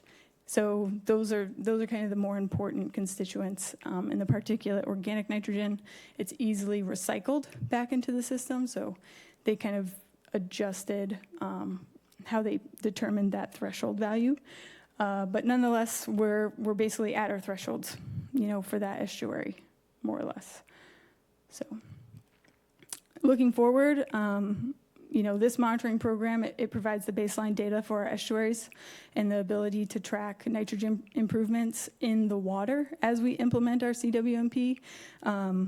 You know, certainly as people connect to the sewer, we're going to be tracking that, you know, in GIS systems and we'll be quantifying how much nitrogen is removed through the connections. But as others have said, it takes, you know, maybe 10, 20 years before we see the changes in the embayments. And with this monitoring program, as we, you know, get down the road and have implemented significant amount of sewer projects, we can start to evaluate if we're seeing those nitrogen changes within the estuaries and moving towards those nitrogen threshold targets. So next, we'll talk about freshwater programs that we have in the town of Barnstable. There's actually quite a few. We have the Ponds and Lake Snapshot Monitoring Program. Ed talked to that a little bit as, a program that started back in the early 2000s. We have the Cyanobacteria Monitoring Program, Pond and Lake Management Program, and then we also monitor our rivers and streams and have several fish passage restoration projects that are ongoing in the town. So for the Ponds and Lakes Monitoring Program, this is an annual monitoring program where we collect data from roughly 40 ponds each year. Again, was initiated around 2002, from what I can see in our data sets. This was a collaborative effort between town staff, citizen volunteers, Barnstable Clean Water Coalition, and we have roughly over 40,000 data points on our freshwater bodies collected through this program. We have, as has been mentioned, there are things called great ponds in the town of Barnstable. So in Barnstable, we have 25 great ponds, but overall we have 180 freshwater bodies scattered throughout the town. So one thing that we focused on in this program is to sample all of our great ponds. And we do that each spring in the month of April, and we also do that again in the fall or late summer, between mid-August and mid-September for all of our great ponds. In that mid-August to mid-September sampling, we also sample an additional 14 ponds. They were sampled prior to me even coming to the town, and we just continued to do that and keep that going for those particular ponds. While we're out there, we collect field data again for water clarity, dissolved oxygen levels, temperature, and then water samples are collected and sent back to SMAST for processing of total phosphorus, total nitrogen, and chlorophyll concentrations, as well as the pH and alkalinity of those water bodies. Each year, it's roughly 180 samples are collected through this program and included into our data set and shared with other organizations. So, as Ed had mentioned, back in 2021, we had asked SMAS to take all of the pond data that we had. I mean, we have PALS data, but there was also data from other pond and lake management plans that had been developed over the years. So we wanted them to put all of that data together in a database and evaluate it in terms of, how much data do we have for our ponds, and then what's the status of those ponds. So what they found was there were, I think, over 50 ponds that had some data, but only 32 of the ponds had at least 5 years worth of data. So they evaluated those particular ponds for impairments that are based on the Mass DEP regulations and Cape Cod pond thresholds. They found that, with that data, it looks like roughly 23 ponds are considered impaired. 7 are considered borderline impaired, so borderline kind of being, as others have mentioned, some years it's not great, some years it's okay. So it's kind of at that. Each year can vary in terms of whether or not the pond is experiencing some kind of issue. And then 2 ponds are considered unimpaired, which is great that we have any that are unimpaired. Ponds, we've talked a lot about how they're most impacted by phosphorus. It's definitely a driver in terms of the impairments. Phosphorus can drive algal blooms, which can reduce water clarity and then cause low dissolved oxygen. But there are also ponds where we have, for instance, low dissolved oxygen in the deep bottom waters that's impacting cold water fisheries. But maybe we're not seeing a lot of algae blooms on the surface. So ponds can be impaired due to multiple things, but largely we're concerned with the phosphorus inputs relative to our ponds. Thank you. So with the cyanobacteria monitoring program, this is also another program that we conduct within the town of Barnstable. This started back in roughly 2008. It's an annual monitoring program that we conduct from starting in late May. So actually this year, it just got started this week. We got our first report in. All the ponds that were sampled this week were considered acceptable. That's great. That's also typical for this time of year. But we'll continue this program through late September. This monitoring covers monitoring at 38 different sites but it's for only 28 ponds. So some ponds have multiple stations. And then it includes all of our freshwater public and semi-public beaches. It's a collaborative effort between the Association to Preserve Cape Cod and DPW and health staff to get this work done. It's certainly a driver for a lot of, water quality issues that we see in the town and motivation to improve water quality. So for this program, we depending on the pond's historic occurrence and the monitoring data we receive as we go through this summer, we'll conduct monitoring at the pond anywhere from weekly to monthly. And that really, again, depends on the frequency of cyanobacteria bloom occurrence and what we're seeing in the data.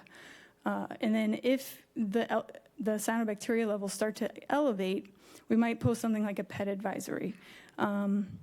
If you consider what the state's guidance is for cyanobacteria advisories, they don't have anything called a pet advisory. They actually just say, if you see scum or you have microcystin toxin levels of over 8 parts per billion, then you should put up a public health advisory.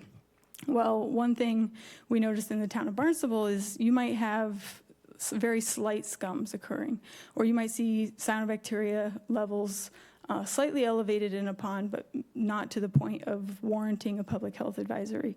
So we decided to create a pet advisory to warn people, don't let your dogs drink the water, and maybe be a little more cautious about how your kids are interacting with the water. So we have these 2 advisories that we'll post, and the advisories are always made within 48 hours of the sample collection, because it's really important that this data get back to the users of the ponds. So again, like this program, it's really all about public health. It's not identifying sources of the problem. So, that's where we need to talk about what are we doing in terms of pond and lake management. Well, in the past, we've traditionally managed ponds based on visual problems that we see, and so we're reacting to them. For instance, a lake-wide cyanobacteria bloom in Hamblin Pond evoked a study and an alum treatment. Similar situation in Mystic Pond and Lovell's Pond have occurred in the past. We've also had invasive species, show up in our ponds, where we've initiated annual programs to treat those invasive species. But these weren't necessarily diagnosing, all of the sources that could be contributing to poor water quality in the ponds. In particular, as we have seen, through some of the work that, SMAS has done and through our monitoring programs is if you look at the figure on the bottom right, we have water quality in Schubel Pond, water quality data in Schubel Pond from the early 2000s till about 2020. And the total phosphorus levels of the pond have been increasing over the last 20 years. That's kind of different from what we were seeing in the estuaries data, where over the last 20 years, it's been nearly the same. And I think our awareness of pond water quality has been heightened over the last 10 years, potentially because we're starting to see the breakthrough of all these septic systems in the watershed, reaching the pond, causing cyanobacteria blooms. Maybe it's related to the warming of our water bodies as well, increasing the occurrence of cyanobacteria blooms. So with that, there's a need to further diagnose the problems. We've got cyanobacteria blooms, low dissolved oxygen, poor water clarity, excessive macrophytes, diminishing habitat for migratory fish and cold water, fresh species and rare species in these ponds and lakes. But we don't necessarily know why, right? So we needed to take a closer look. Well, the Water Resources Advisory Committee, when they were meeting, they recognized that there was a data gap for our ponds. We had lots of data on the estuaries, a solid understanding of what was causing the issues and how to address them. But when it came to ponds, it wasn't clear if those inputs were due to cranberry bogs or former agriculture or the addition of septic systems, or maybe it's stormwater inputs that are impairing the water quality of that water body. So in 2020, we established the Ponds and Lakes Monitoring and Management program. And Town Council since then has funded 5 pond and lake management plans. We funded in 2020 Shubal Pond, 2021 management plan for Long Pond, Marston's Mills, 2022 Lovell's Pond, Lake Wequacket, Bierce's Pond, and Gooseberry Cove were funded in 2023, and Long Pond Centerville was just funded a little while ago. So the development of these management plans is really in 2 phases. The first phase is intensive monitoring phase that occurs in year 1. So they go out and they collect water quality samples on a monthly basis from roughly April through October. They also collect stormwater samples for any locations where there's stormwater inputs. They'll do stream sampling where there are ponds with streams in or out. They also look at the sediments because depending on the pond, you might have nutrient regeneration from the sediments that's contributing to the phosphorus within the water column. They also evaluate the bathymetry, so that's the depth contours of the pond. It provides information on how much water is within the pond and where the deep places are located. They also do a mussel and a macrophyte survey, as well as phytoplankton counts and identification of the species that are within that water body. In year 2, they put all of that data together and combine it with a land use analysis that looks at the watershed to see, what's within the watershed to this pond that would be contributing, nutrients into the pond. And they develop a management plan based on that information. And so at this point, we have 2 management plans completed with one management plan in draft status. It's not complete yet. And what's really important to recognize about all the ponds we're studying is each one's unique in what the management strategies are going to be. So for instance, Shubal Pond is a fairly deep pond. It's roughly 13 meters deep. It stratifies in the summer thermally, so the surface water will be warmer and the bottom water will be colder, and then it just permanently separates all summer. Due to that separation, the sediments at the bottom of the pond absorb all the oxygen out of the bottom water, which causes a release of phosphorus into the water column. If that phosphorus is mixed into the surface water, it helps feed cyanobacteria blooms. It also has septic systems within its watershed that are contributing constantly some amount of phosphorus into the system. And there's also fairly significant stormwater runoff into the pond. When you look at the kind of pie chart on the right, you can see that it's mostly septic systems. I think that's around like 58% of the phosphorus inputs is coming from the septic systems. Another 20-some% is coming from the deep sediments. And then we also have roughly 7% coming from stormwater inputs. Once we get to this phase of the management plan, me, scientist, I break it down for the engineers and I say, hey, what can we do about this? Well, we have the CWMP and it's supposed to be adaptive. So what we decided for Shubal Pond was that the homes that are contributing phosphorus to the pond, some of them were not included in the CWMP. We need to include those in the CWMP. And can we expedite this? They would have been part of a phase 3, but there was some room to move it up to a phase 2. So, we got that worked into our CWMP. In the near term, we could do an alum treatment. It's not going to fix all of our problems, but it can help knock down some of that excess phosphorus and maybe improve water quality in the near term. So we completed an alum treatment in 2023. And then we also requested funds from the town council to reduce stormwater inputs, because in this case, there was a significant stormwater drainage area into Shubal Pond, and we thought we should try to address this. In the case of Long Pond, Marston's Mills, it's a very different pond. It's actually shallow, only around 6.5 to 7 meters deep, and it doesn't experience anoxia, low oxygen levels across the bottom water that would result in the increase of phosphorus release from those sediments. Instead, the data indicates that those sediments are absorbing phosphorus. So most of the phosphorus inputs to the pond that are causing the impairments out there is from septic systems, roughly 89%.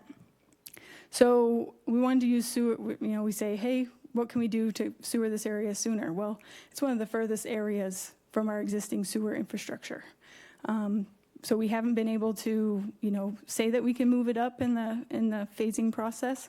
But nonetheless, we want to still attempt to improve water quality out here.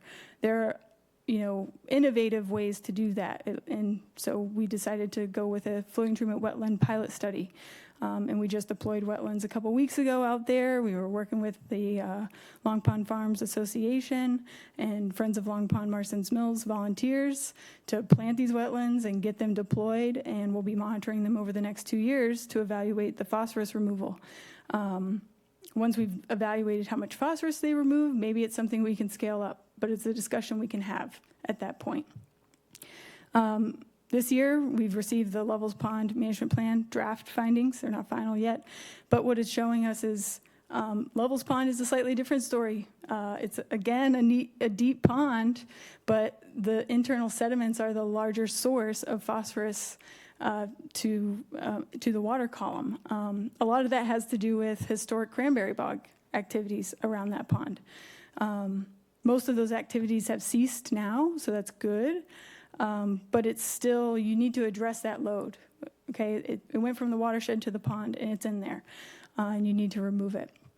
So that's one of the findings. And then also septic systems are within the watershed. Those are partially contributing to the phosphorus load within Levels Pond. So over the next couple of months, as we finalize the report, we'll be coming forward with the recommendations on how to manage this particular water body. So then we also have rivers, streams, and fish passage throughout this town. Overall, there's 11 diadromous fish passageways, and diadromous is just the it's a type of fish. They live partially in the saltwater, partially in the freshwater, and they need these rivers and streams to get back and forth to these two habitats. Diadromous fish we often think of as river herring, but it could also be American eels. So the 11 passageways we have in the town are the Centerville River, Lake Elizabeth Stream, Bumps River, Skunknet River, Marston's Mills River, Rushy Marsh Culvert, Little River, Santuit River, Stewart's Creek, Halls Creek, Cove Creek, which is on the north side, if you've never heard of that one. And every year there's annual herring counts at Long Pond, Centerville Outlet, Mill Pond, Fish Ladder, and so at the dam, and also the fish ladder that goes into Middle Pond. At these locations, we monitor the water level. We've also started monitoring water level at Levels Pond as well, because maybe in the future we can reestablish fish habitat there. I guess one thing I should note is not all of these passageways are passable for diadromous fish. They're not all herring runs. Some of them are really only runs for American eel. But at different points in time, development has installed culverts, and those barriers make it difficult for those species to pass. And then we also have the Marston's Mills River, where Barnstable Clean Water conducts weekly monitoring up and down that river. It provides a lot of water quality data that we can use, in terms of management for the estuaries and just a better understanding of what's moving down the river. So we have a lot of fish passage projects in the town that have been undertaken over the last few years. We're working on projects at Marston's Mills River Fish Run. We're working on improvements at the Rosa Lane Culvert, which is a culvert along the Marston's Mills River. We have the Mill Pond Fish Ladder, so that fish can, pass past the dam. Little River Fish Passage Feasibility Study. So this river historically had fish passage in it, but today it doesn't, because the culverts installed along the way have made it impassable. But we're going to evaluate whether or not we could restore this river to return fish to Levels Pond, which DMF a few years ago evaluated and said would be great habitat for river herring. So kind of a driver there in terms of that restoration project. We have the Long Pond Centerville Outlet project and Long Pond Lower Channel project, as well as Lake Elizabeth Fish Ladder project. This is all a collaborative effort between DPW, Marine Environmental Affairs, the Cape Cod Conservation District, and the USDA Natural Resources Conservation Service, who provides a lot of funding for these projects. In addition, depending on the projects, we collaborate with the Association to Preserve Cape Cod, Barnstable Clean Water, and even some of our pond associations get involved in these projects. So it's definitely a large undertaking with a very collaborative effort. And so with that, all of these water quality monitoring programs aren't possible just from my seat as a DPW. It definitely takes multiple staff across the town departments, plus, all the folks that you've heard tonight, and their great work. And then the smaller list of names is all the volunteers that we've leveraged over the last 20 years. That's just for the estuaries program, and there were a lot of initials that we didn't put in here. So it's hundreds of people that are involved in these programs, and it's really great to see when we see water quality improvements. Their efforts are well worth it. So, thank you. Amber, before you take questions, can you talk about the Mill Pond project as that came up earlier? What the status of the Mill Pond project is? The bulk one. Yeah, so the status of the Mill Pond project in terms of the dredging. Okay. My understanding is a few years ago, DPW came to the town council with a request to start evaluating dredging and, designing and permitting the dredging of Mill Pond. So at this point, we are working with consultants to essentially start to bring that project forward. It's taken a lot of time, I would say, because it's not the type of project that, has been implemented widely. So it takes a lot of evaluation. If you're going to dredge, how much sediment are you going to dredge from the pond? Where are you going to dewater it? Is it permittable? So we've had a lot of conversations with companies that dredge, looking into locations of where we dewater, how we would dewater, and whether or not conversations like, for instance, Mill Pond has rare species habitat. So we've talked to NHESP, so the Natural Heritage Endangered Species Program for the state.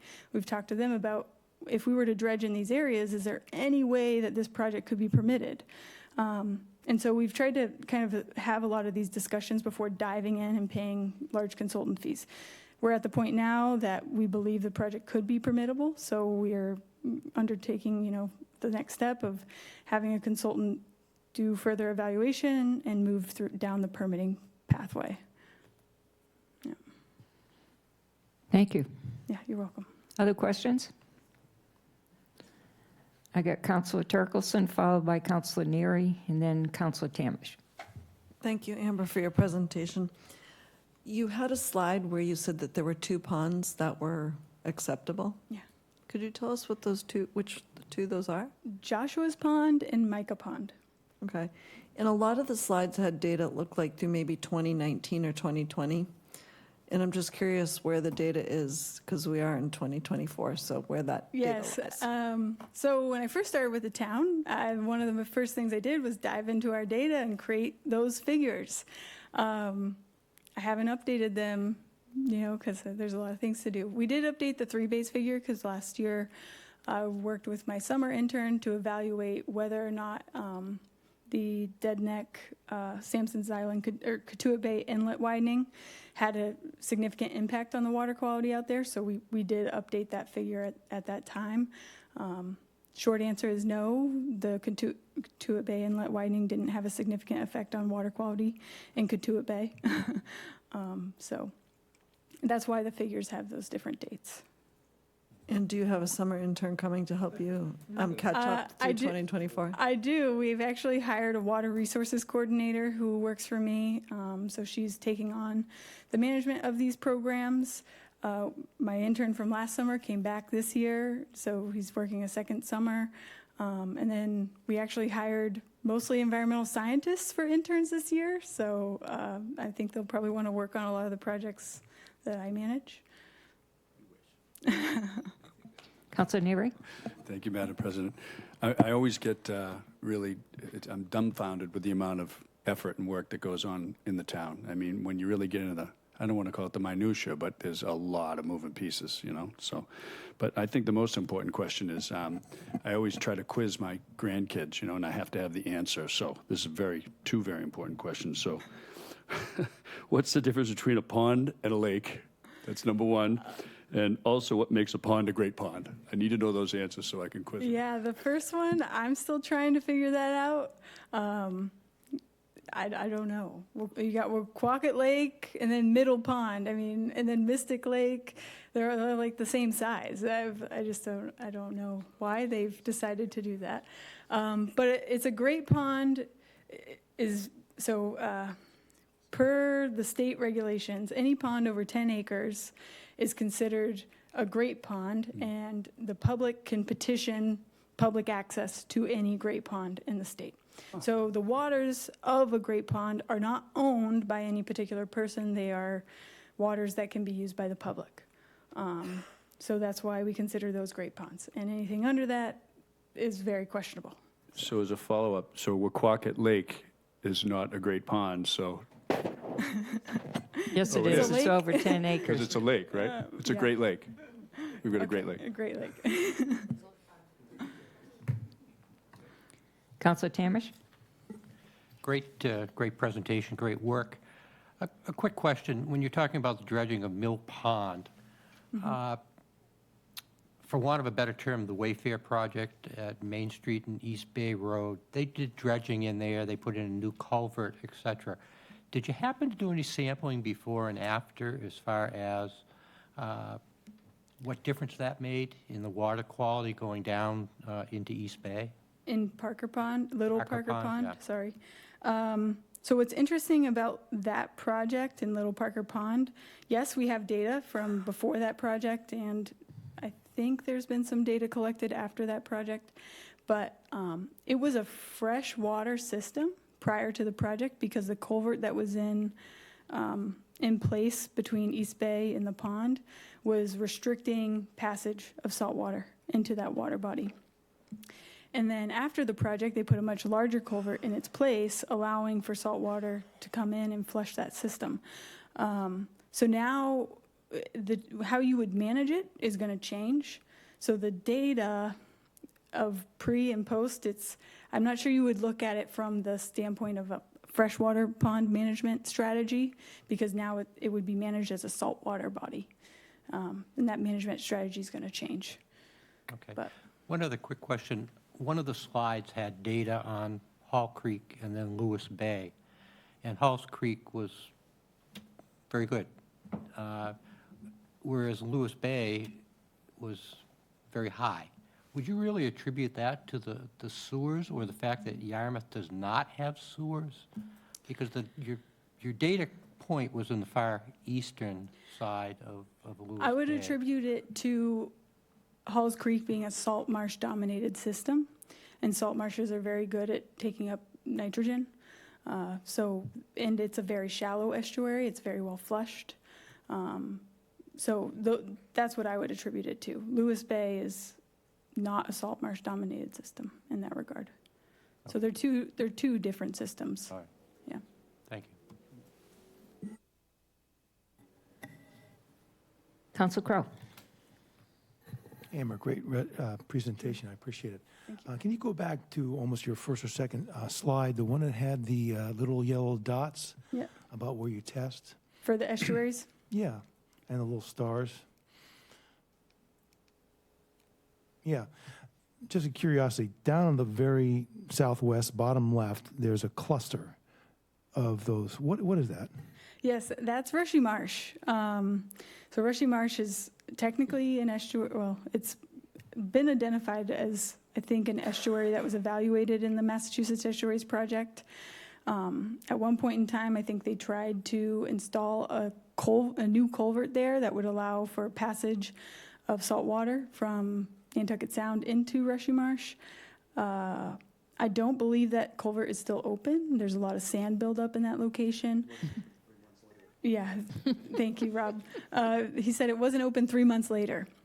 So it's currently acting like I think, a freshwater system. And as Gerard mentioned, it doesn't have a TMDL set for it, but we continue to collect samples out there. Yeah, one observation also, I think you mentioned the two ponds that were met requirements, which were Micah's and Joshua's. There's very little development around those, and I'm sure you imagine that's the reason. I think it's a large reason. Yeah, the roads are set back really far, so we don't anticipate a lot of stormwater inputs from impervious areas. There are very few houses, if any, in some of those watersheds that would be contributing anything from septic systems. So, our water bodies, right, from the glacial period, were created. They were nutrient poor systems, very good water quality, but over time, it's a natural process for there to be increasing nutrient levels in the water bodies just due to atmospheric deposition, natural runoff from the surrounding watershed. But it's the development of humans that have accelerated that process for these water bodies. But if you look at Joshua's total phosphorus levels, they're increasing too. It's not impacted. It's just not at a level that is impaired right now. Thank you. Yeah. Councilor Schnapp?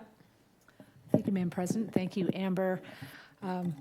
I've been fortunate to be working with you for several years now on our ponds in Marston's Mills, and it's very exciting to see the progress we've made from the assessment. And I know it's very difficult for the folks who either live or use these ponds to be patient, because a lot of times it takes several years before we get to this point. But I think your presentation has highlighted what some of the other speakers have said, that with our ponds and lakes, every one is unique. And here we have three very different, unique plans. Yeah. In terms of the Long Pond, with the floating wetlands, my understanding is that you'll be actually testing the plants in those islands to see if they're taking up the phosphorus? That's correct. So before we even deployed the wetlands, we collected samples from the plants and the soil that was put out there. We also got the weights of what we were putting out there to establish our initial, basically, I mean, if all the plants died, we'd be technically adding phosphorus to the pond. So we need to establish what our starting level is. And then, at the end of this growing season, they'll collect samples from the plants again. But we'll leave the plants to overwinter in the pond. Next year, they'll grow back, and we'll allow them to grow out through next year. That's largely because other studies have indicated it takes 2 full growing seasons for those wetlands to grow out. At the end of next year, we can harvest all the plants, evaluate how much phosphorus that biomass has removed from the pond, and then try to make decisions or recommendations on how to either scale up the project or maybe it's not worthwhile. Maybe there's a different direction we need to go. So it's great when there's certain things you can measure before and after. It would seem like the impact of fixing stormwater systems is a little harder to measure. I mean, we know it's a problem, but it's hard to see whether that fix is giving you much progress. It is certainly harder to measure those inputs. We get an idea of how much stormwater is coming into the pond relative to all the other inputs, and it's always a much smaller source. But nonetheless, it's something we should address. If we have the opportunity to improve our drainage and reduce those inputs to our water bodies, we should. And that's what we've been doing. So, thank you. Anybody else? Council Bloom. Thank you for your presentation. I have a question about, it started with Mr. Crocker's statement that at the Marston's Mills River there, the herring run is problematic. And I think the next to the last page, right before the thank you page, there's a picture, and I'm pretty sure that picture is, that picture, that's Route 28 above that, I think. And that's the Santuit River. That's Santuit River? Okay. Yeah. There's a place that looks just like that. going under 28. And it seemed like the fish were having a real hard time getting through. The river seemed to be kind of very rocky. At the Marston's Mills River? Yeah, right when the water comes out of 28. Yes, there is a culvert that runs from the area of Mill Pond Dam Right. under Route 149 and under Route 28. Yeah, and it was right where the water was coming out. There were fish there, and the fish are making it through, but they seem to be having a hard time. And the river, the water seemed to be very fast compared to the other, because we had made a round of all the herring runs, and this one just seemed, this was the last one that I saw, and that's what I... Your observations are, correct. So right now we have really high groundwater levels. I'm sure a lot of people have noticed. There's a lot of water coming down the Marston's Mills River, so that culvert is like nearly full, the water that's coming out of it. We do see fish pooling, in that area right before the culvert. Some of that is natural, fish as they're running up the river, they will rest in areas like that area provides a resting pool for them before they have to make the trek through the culvert and up the ladder into Mill Pond. And then Mill Pond is a resting area before they continue up the Marston's Mills River. So that's a pattern that they'll perform naturally. However, we have been working with consultants to evaluate both the fish ladder coming out of Mill Pond and the culverts that run under Route 149 and Route 28. It was identified through their modeling that those culverts actually create a velocity barrier, particularly to any fish that are small or medium-sized river herring. So it's harder for the smaller fish to actually pass that culvert. And the next phase is determining what improvements would be necessary to allow them to pass. So that's what we're embarking on next. So something's being done to help improve the We're still in the evaluation phase, but Yeah. yes, we're working on it. okay.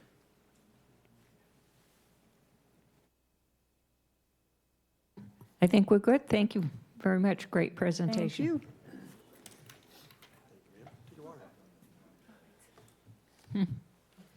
Okay, so we have 3 more pieces of business to do before we go. So please don't get up and run off on me yet. First off, if there's any final questions or additional questions from the council now, any of the speakers, and I believe Mr. Gottlieb is still online, any of the speakers are available. Now that you've heard sort of the entire body of the discussion, if there's something that you want to pick up on or something you want to do, we're all here to be able to answer those questions. When we're done with that, I've got a handful of questions that have come from the public prior to this meeting that I will read, or at least synopsize or summarize for you, and then we'll answer those. And then at that point in time, it'll just be thank yous and sloppy goodbyes. So does anybody have, and if Mr. Gottlieb's there, if you could pull him up, does anybody have any questions for any of our speakers or me that you'd like to address before I get into the public's questions? Wow, you guys did a great job. You're right. Okay, we have a couple questions here. As I said, a number of these are long and a number of these opine. What I would like to do is just sort of, if you allow me, is to sort of try to summarize them a little bit.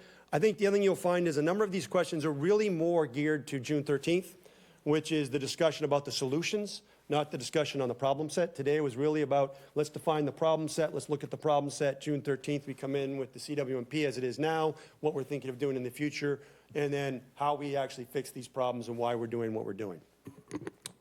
That said, the first question came in. It's from a property on Long Pond, Marston's Mills, which is currently troubled by annual cyanobacteria closures. I'm concerned that the town is largely paralyzed in enacting a solution that would stop the pollution. Long Pond is scheduled to be sewered in 30 years. This is not a remedy. It's an entire generation. The town needs to find a way to begin to tackle the enormous symptoms that will be eventually ruin Cape Cod. What's needed is ingenuity and flexibility fueled by a drive to solve the problem before we're half dead or worse. So the question is not what is the remedy, but rather how do we get there now? I guess I'll take a crack at that. Amber, you may want to speak to it as well. As I think you've heard tonight, Long Pond Marston's Mills is problematic. We've looked at that. We've now identified that. The reason for the time to be able to sewer that is because, frankly, it takes a time to get out there. It's not like it's right next to the plant and I can sewer it tomorrow. We have to get down Route 28, which we've just funded monies for, and that's going to take years to get down Route 28. Then we've got to get further out, up through Marston's Mills to Long Pond. It's about the farthest away place from here as that we have. Not wanting that to be the final answer, that's why we started looking at floating wetlands. That's why we've started looking at other options. There has been discussion about phosphorus controlling IA systems. The one that we knew of that was somewhat effective has iron filings in a box, frankly, that you put through it. My understanding is you as the homeowner then have to replace those iron filings like, was it every 3 months? You know, something of that nature. I mean, it was a really high O&M interval on those. So we're still having conversations, but it doesn't seem like something you necessarily could force folks to do. So that's sort of the answer to that. We understand the problem. We're sympathetic to the problem. We're trying to work that problem set, but there are some realities to how fast we can move and how fast we can get places. Did you want to add to that? Yeah, I'll add to that. So, yes, everything he said is correct, but, another initiative we undertook once we determined that septic systems were a really significant source of the phosphorus to Long Pond Marston's Mills was we worked closely with the president of the Friends of Long Pond Association, Amy Mesro, to bring information to the people who lived around the pond and were the contributors of phosphorus to that pond to help them understand what they could do specifically on their properties. So while it's going to take a long time for the engineers to get a sewer line out there, there are, alternative septic systems, but they're only at the pilot stage with the state, so it's a big risk for those homeowners to take on, also costly. And then they also looked into composting toilets, and they had Mass TC come out and give a presentation to those folks about what it would take to install composting toilets. Certainly that might be a solution that, a silver bullet that they could implement tomorrow and would help water quality, but it's not necessarily something that people are, willing to do. So we did evaluate other options, but at some point it's got to be up to the homeowners on what they want to implement for those systems. And there is a resident at Long Pond Centerville who implemented a phosphorus reducing septic system, and she will talk to you about it anytime. Happy to give you her contact information offline and what she's experiencing in terms of O&M and of that system. But she's getting great results in terms of phosphorus removal of that system. But again, I think it was actually the first system in the United States to be installed. She did a lot of legwork on her own getting that in. Would any of our other speakers want to speak to this item? Okay, I'll move on to the next.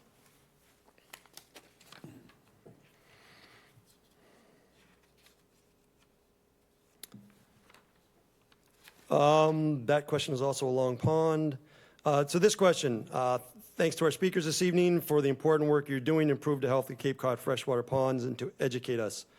As a senior citizen, physician, and volunteer citizen scientist, I'm concerned about the decades-long timeline of the sewer project as the main strategy for prevention of excess nutrients in our ponds.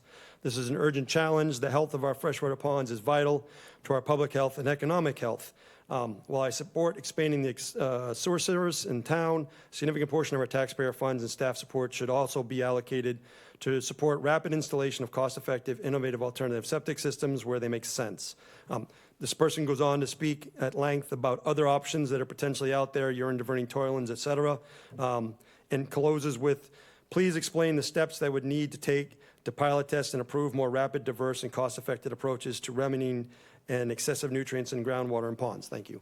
I think what you've seen, well, at least hopefully what you've seen, is that there is a willingness on our part at least to do that, where we feel like implementing that or enforcing that on homeowners is worth sort of the homeowner's time and blood, sweat, and tears. Board of Health has stated routinely in terms of IA systems that they will not mandate them till they're generally approved. However, and I don't mean to speak for them, but what I have understood from them is that they will approve them if someone comes and asks that they want to put them in themselves. There's a subtle difference there. One is me going to them and saying, you shall put one in. The other is if you go to the Board of Health and say, hey, I'd like to put one in. And my understanding is they're very open to the latter of those, the example just given, not least amongst them. So I think at this point in time, until Z continues to mature his work, which is coming along rapidly and didn't exist when we actually wrote the first plan, until that gets to the point where Gerard's folks can say, all right, this is now a generally approved system, we're at the point now where it's more of a voluntary effort, things of that nature currently. Any of the speakers wish to speak to piloting or any of those kind of other types of topics? Okay.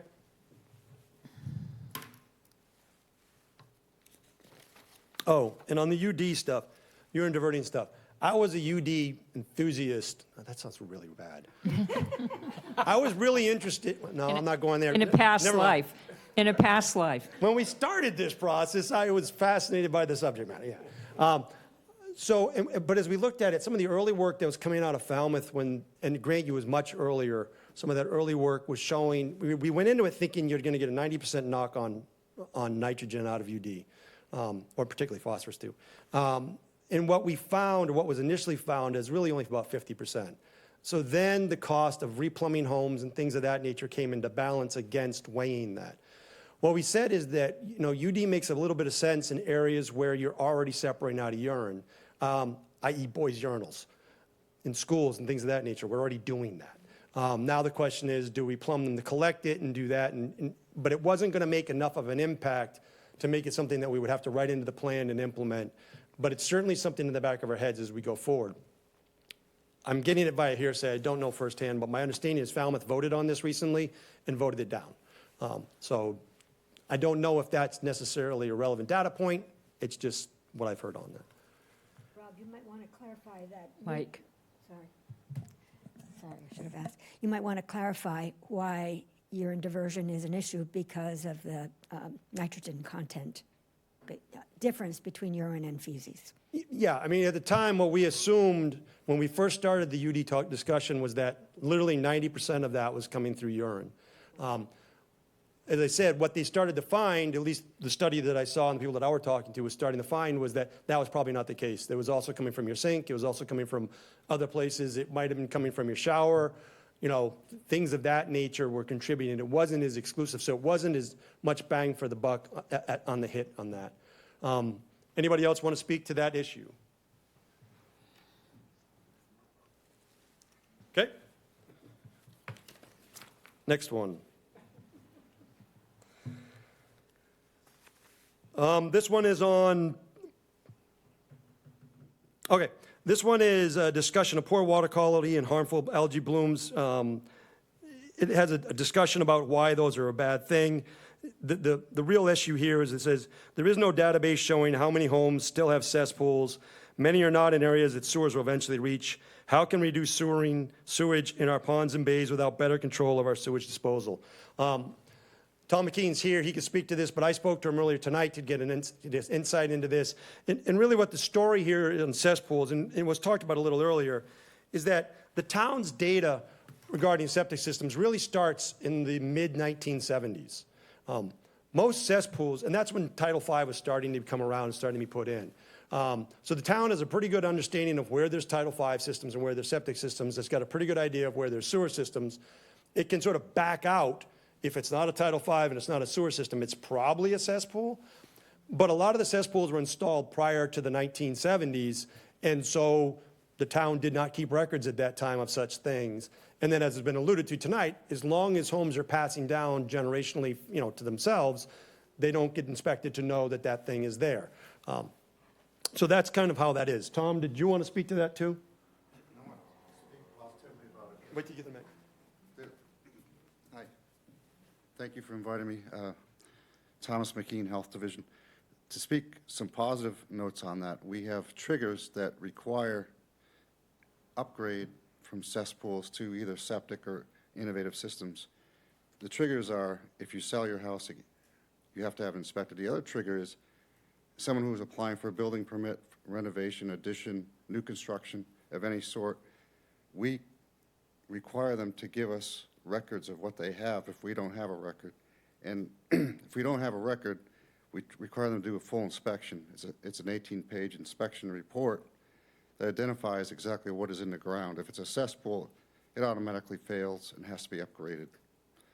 But my answer about the IA systems, innovative systems, I wanted to talk about that a second. The Board of Health does require innovative systems if there are environmental variances that are, for example, setbacks to wetlands or setbacks to the vertical separation of groundwater. The Board of Health may require an innovative system like a nitro or some other system. Or if someone wants to add on more bedrooms that are allowed for nitrogen loading in that area of town, in nitrogen-sensitive area, if they want to have that fourth bedroom, they'll say, this is an option for you to get that fourth bedroom, put in an innovative system. The Board of Health is presently working on a new regulation which mirrors Title V to require best available technology, not just an innovative system that meets 16 or 18 milligrams per liter, but we're looking for less than 10, such as a nitro system. So I just thought I'd add those points. Thank you. Thank you.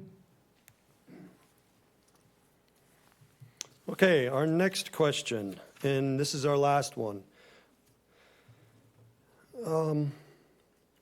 My question is, what is the state doing about the 15-inch pipe dumping a mile's worth of road surface runoff at 1780 Route 6A, West Barnstable, and eventually into the Great Marsh and our shellfish beds? So what the conversation here is this is an area that's under Mass DOT's jurisdiction. Mass DOT is working this issue. My understanding is they have just released a report that they have done looking and from doing sampling on that pipe. I have not read it myself. Dan has. What he has told me is that what they have found is that it's just stormwater. There's nothing in that besides stormwater. But they are working that issue, and they're working the problems. That is not something that's in the town's jurisdictional issue. That is the end of the questions that came in beforehand. Is there anything else we can answer for you tonight? Seeing none, I'd like to take a moment. Sorry, does someone want to go? Good for you. No, I was in the middle. Sorry? Are these presentations on the website? Yes, they are. Okay. They will be if they're not now. They're there. Lynn's already on it. They're up. All right, seeing that, what I'd like to do is just take a moment to thank all our speakers. None of them had to do this. All of them volunteered their time tonight. As you can see, it's still 10 o'clock now. I really appreciate, Jared has a drive to get here, and thank you very much for doing that. All of you, it was awesome. I appreciate your time. Thank you so much. I also want to thank Dan for pulling this together, and then for not being here and making me do this. And otherwise than that, I think we're a wrap. I think you did great. Thank you. All right, so our next meeting is June 6th. That's a regular meeting. And then, of course, we have the CWMP workshop on June 13th. I would entertain a motion and a second to adjourn. Second. We have a second. We need a motion. I heard it. All right. All those in favor of adjournment? Thank you all.